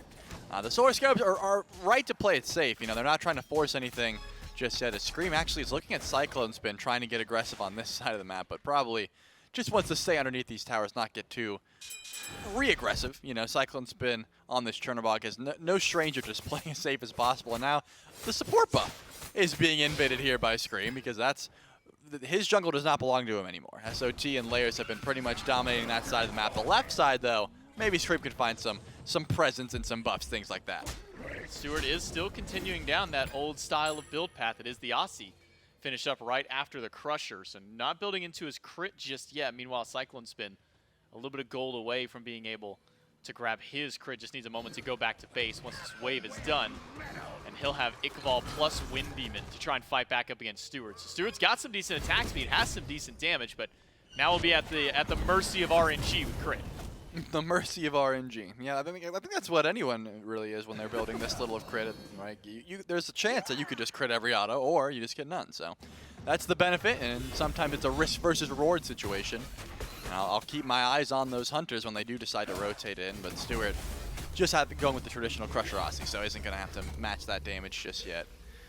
We're seeing the amount of presence put onto this solo lane, but again, because Scary D is behind, the Pyromancer can't really be looked at. The Tartarus Titans they're in the driver's seat here, but I think the Scarabs might have recognized how many people went over to right lane and then decided to go against it. Just went for the mid kill. I was thinking maybe they tried and sneak a Gold Fury or something at this point in the map. It is one of the benefits of having a solo laner that's behind. It makes the right side of the map look much more attractive, much more, you know, where you want to put your presence in. Unfortunately for the Scarabs, they're not getting a Gold Fury right now. The Tartarus Titans are going to grab the free Pyromancer, and nothing else will come from it. They're not able to try and force the issue anywhere else. Bronic gets stunned out by Spirit Ball. Aurora wants to find a little bit more, but does not do so. Tartarus Titans do get the Pyromancer, so it's a little bit more gold in their pockets. XP was still sitting around that 3,500 mark, and most of that just coming from this right side. Silence is good. Spirit Ball is good. Bronic still holding on to beat. Scream dives the back line to get some pressure against Paul, but Cyclone Spin is rotated over to the fight. The root is no good on the Scream, but the follow-up damage is Spirit Ball will proc the ultimate from inbound. Scream will stand inside the pillars and pull Aurora back into the Titan.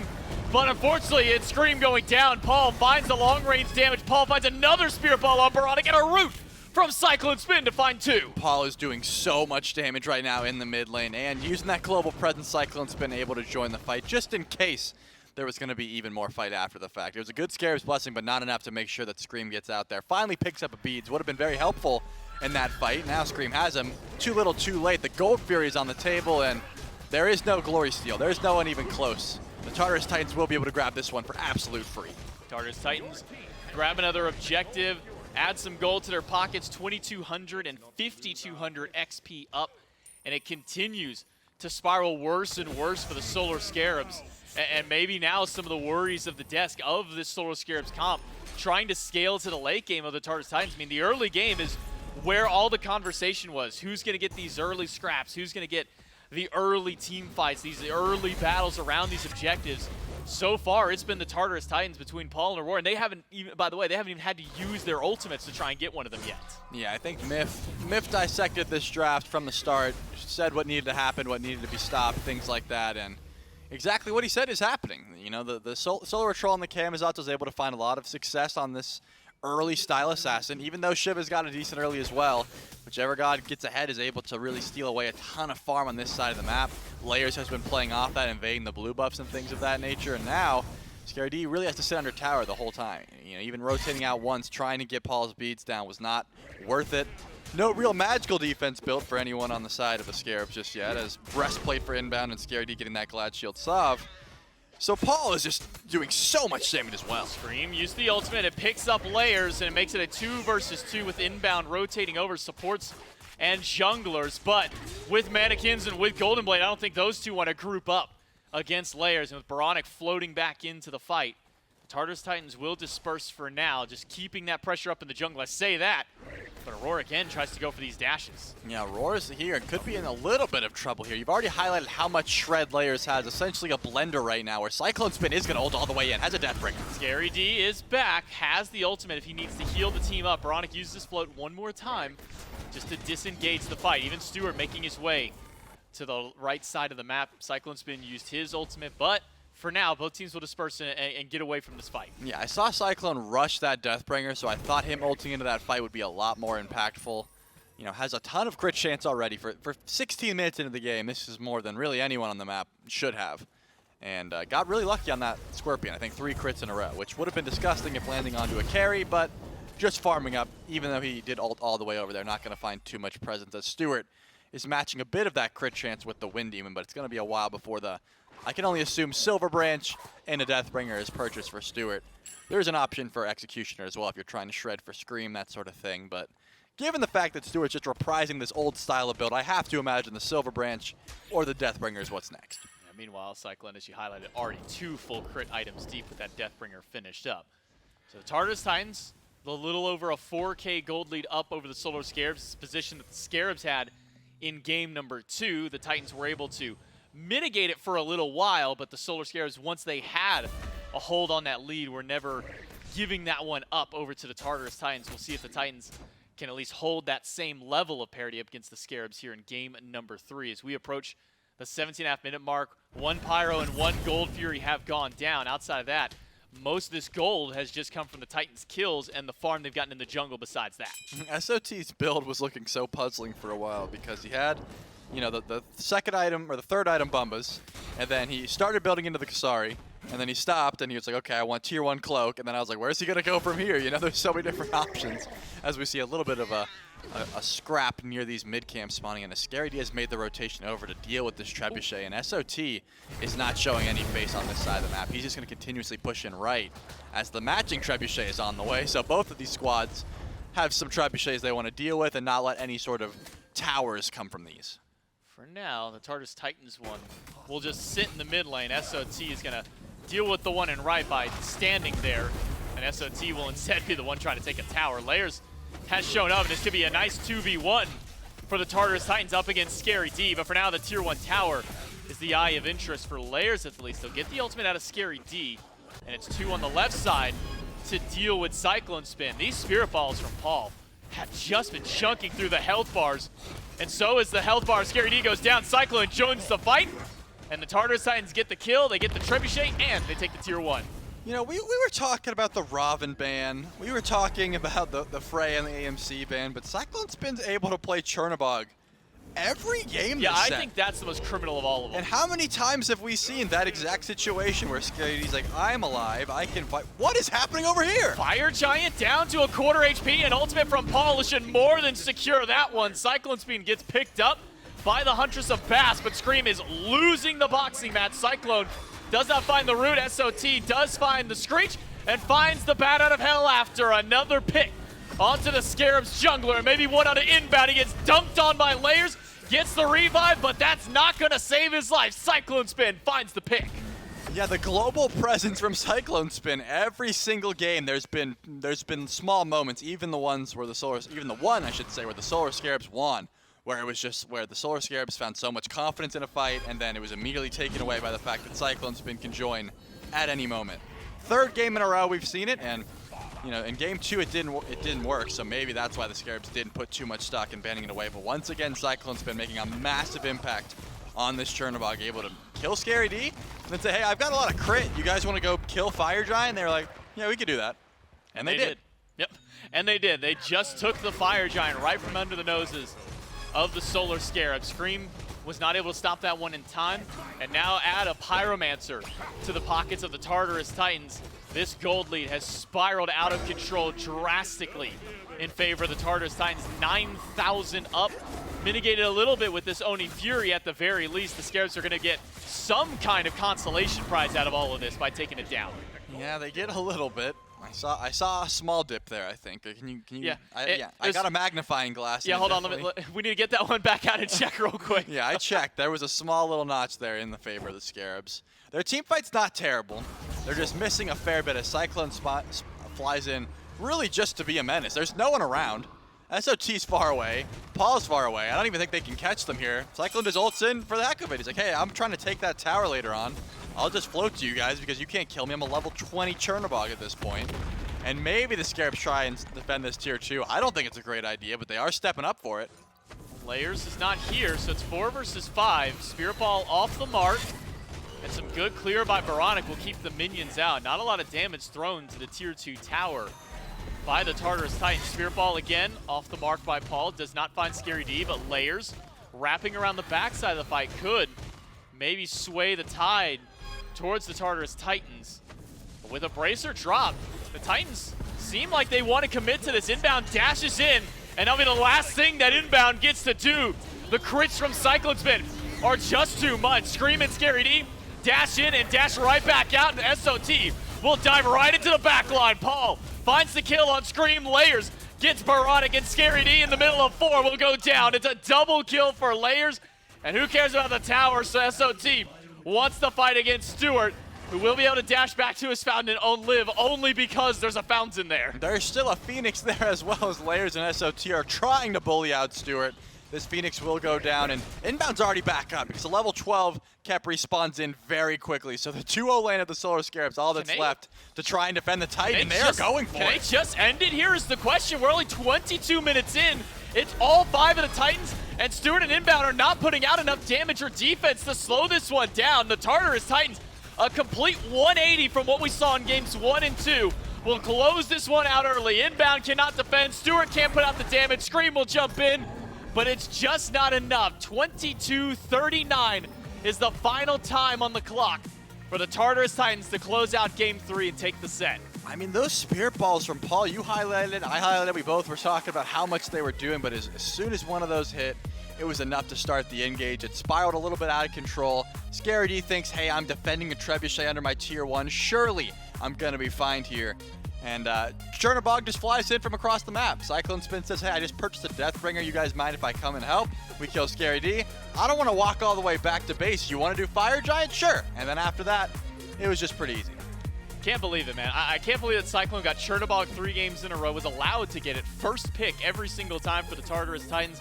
I mean, who cares with the Robin at this point? They make sure, you know, the Scarabs make sure the Robin gets banned away. SOT doesn't get a chance to play that god, but it was to reprise it with a completely different assassin in game number 3. Ended up actually selling that Kasari to get a Lonos mask in its place. So never know what's going through the mind of SOT or any of the Layers or any of the Titans players. Yeah, I didn't even know that. I was paying too much attention to, number one, how much Cyclone Spin was critting for, and unfortunately how little the Solar Scarabs were able to do back into that fight. They had such a good set throughout, but game 3 was definitely not their high point.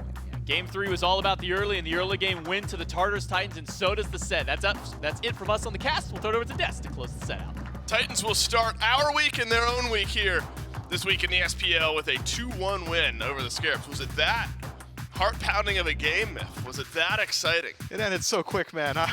I had to run across the building so this to get is in here. literal run exhaustion, not game excitement. And like a Mifflin run. Like, I'm a big guy. It's not easy to move quick. Oh, so you were moving at the speed of light. I was moving. You put an SH at the beginning of that. Well, you made your way here, Miff, and that's all that really matters. Look, this is I don't know. This is tough because this is not unlike how a lot of Scarab sets go, where games 1 and 2 are super competitive. There are games in the set that the Scarabs should have won, maybe. Game 1 a bit up in the air. Game 2, they controlled. And then game 3 is not all that close, and the Titans just kind of run over the Scarabs in this game. The early game felt consistent. The damage was hitting. It was SOT on the Camazotz, and Layers was on the Osiris making an impact early in this game. just a class performance from the Titans here to end this set. Yeah, I think so. I mean, I had hypothesized that we would see a lot more consistent presence from the Tartarus Titans around the duo lane, essentially ignoring the Shiva throughout the early, right? Because Shiva, very strong early game, tends to fall off towards the late. Why play against them at the early portion?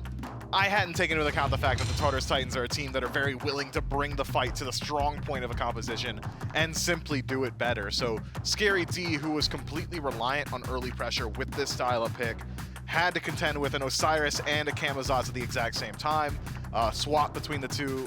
We thought it was going to be Camazotz in the jungle, but having SOT pilot the Camazotz, that survivability of Bat Out of Hell made it so hard for Scary D to leverage his early game pick. Layers his continuous presence over in the Soul lane, just removed a portion of the Solar Scarab's win condition.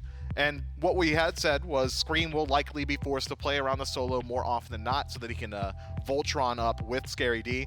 That happened, but not how they wanted. It was more so Scream making that rotation to stem the bleeding. Hey, you okay? I'm sorry they got your blue buff and the last one and the one before that.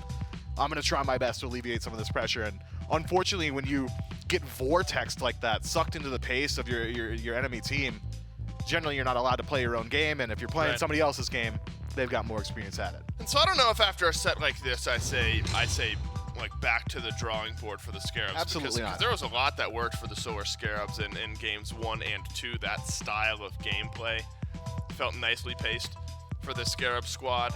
But the Titans just felt too consistent, I think, moving forward after today. And that's only one set of the weekend for the Titans, only one set of the weekend for the Scarabs as well.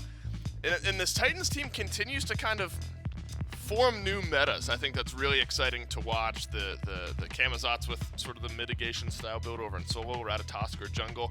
So it's not only a team, Myth, I think that's so successful at team fighting, but also a team that's really creative in how they play the game. Yeah, that's what makes it so difficult to shut down the Tartarus Titans. When Aphrodite's fringe meta, believe that the Titans are going to bring it out. If healers are good, they'll bring out the hell. If Yu Huang's the new hotness in mid with that survivability, Paul's already on top of it. If you need early game presence, Layers can bring it to your squad. When Shiva was the meta, it was Shiva every single game. He falls off, and now all of a sudden Layers says, hey, I'm going to play the good stuff for my team. And that adaptability and the ability to just configure your own team based around the state of Smite, not competitive, the state of Smite itself, so valuable. And the Tartarus Titans are the epitome of it.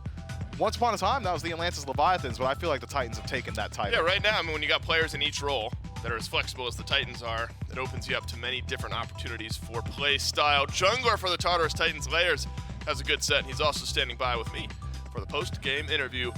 Layers, iterate on that for me a little bit, if you will. Do you feel like your team is one of the best in the league at coming up with new meta ideas, new gameplay style ideas? Do you feel like you're one of the most flexible teams in the league right now? Whatever we think is good. Yeah. I don't think there really is a meta in Smite. I think there's a bunch of gods and you should play. Like I played Rat today and it didn't work out.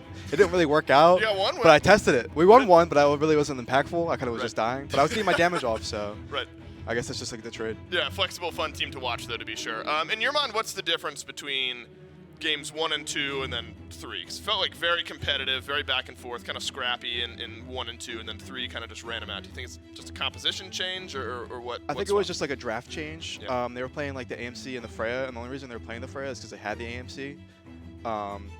If they didn't have the AMC, there would be double magic or triple magic, and they don't want that. They want to have Freya with double.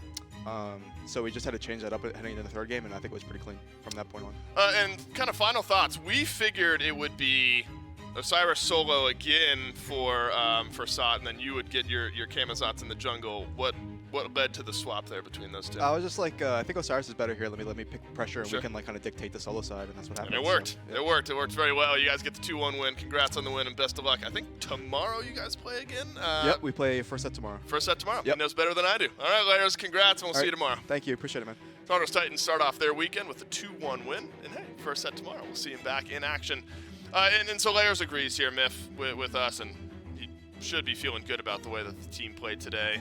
Bit of a stumble in game number 2, changed up the composition, more flexible with their mindset, and I think that's what makes this Titans team so threatening and will be threatening moving forward. And Layers never lies. Tartarus Titans, Camelot Kings, first set of the day tomorrow. Leviathans versus Bolts to finish out the day tomorrow, but got one more set today, the first set of the weekend for the Olympus Bolts. They'll be going up against the Valhalla Valkyries. And then, as always, a triple header on Sunday. Kings Leviathans. That's a big one to start off on Sunday. Oni Warriors Valks, Jade Dragons, Scarabs. How could the standings shift? Well, right now in this set, two totally different sides of the standings. Olympus Bolts at 3-0, undefeated. Valhalla Valkyries still searching for their first win. And so I think the Olympus Bolts in this one obviously have to be favored. I wonder how flexible, how creative the Bolts want to get today with their style of play. And also if the Valhalla Valkyries, my big metric for them now is forming their style of Smite and iterating on that style of Smite. And I think you've echoed similar mindsets in the past. I have. I just want to see the Valkyries figure out what they want to do. I feel like the Valkyries come into every single week strategizing for their opposition. What are the Bolts good at? How do we deal with it? What are the Titans good at? How are we dealing with it? But that is a luxury of teams that have already done step one, right, which is figuring out what they're good at first.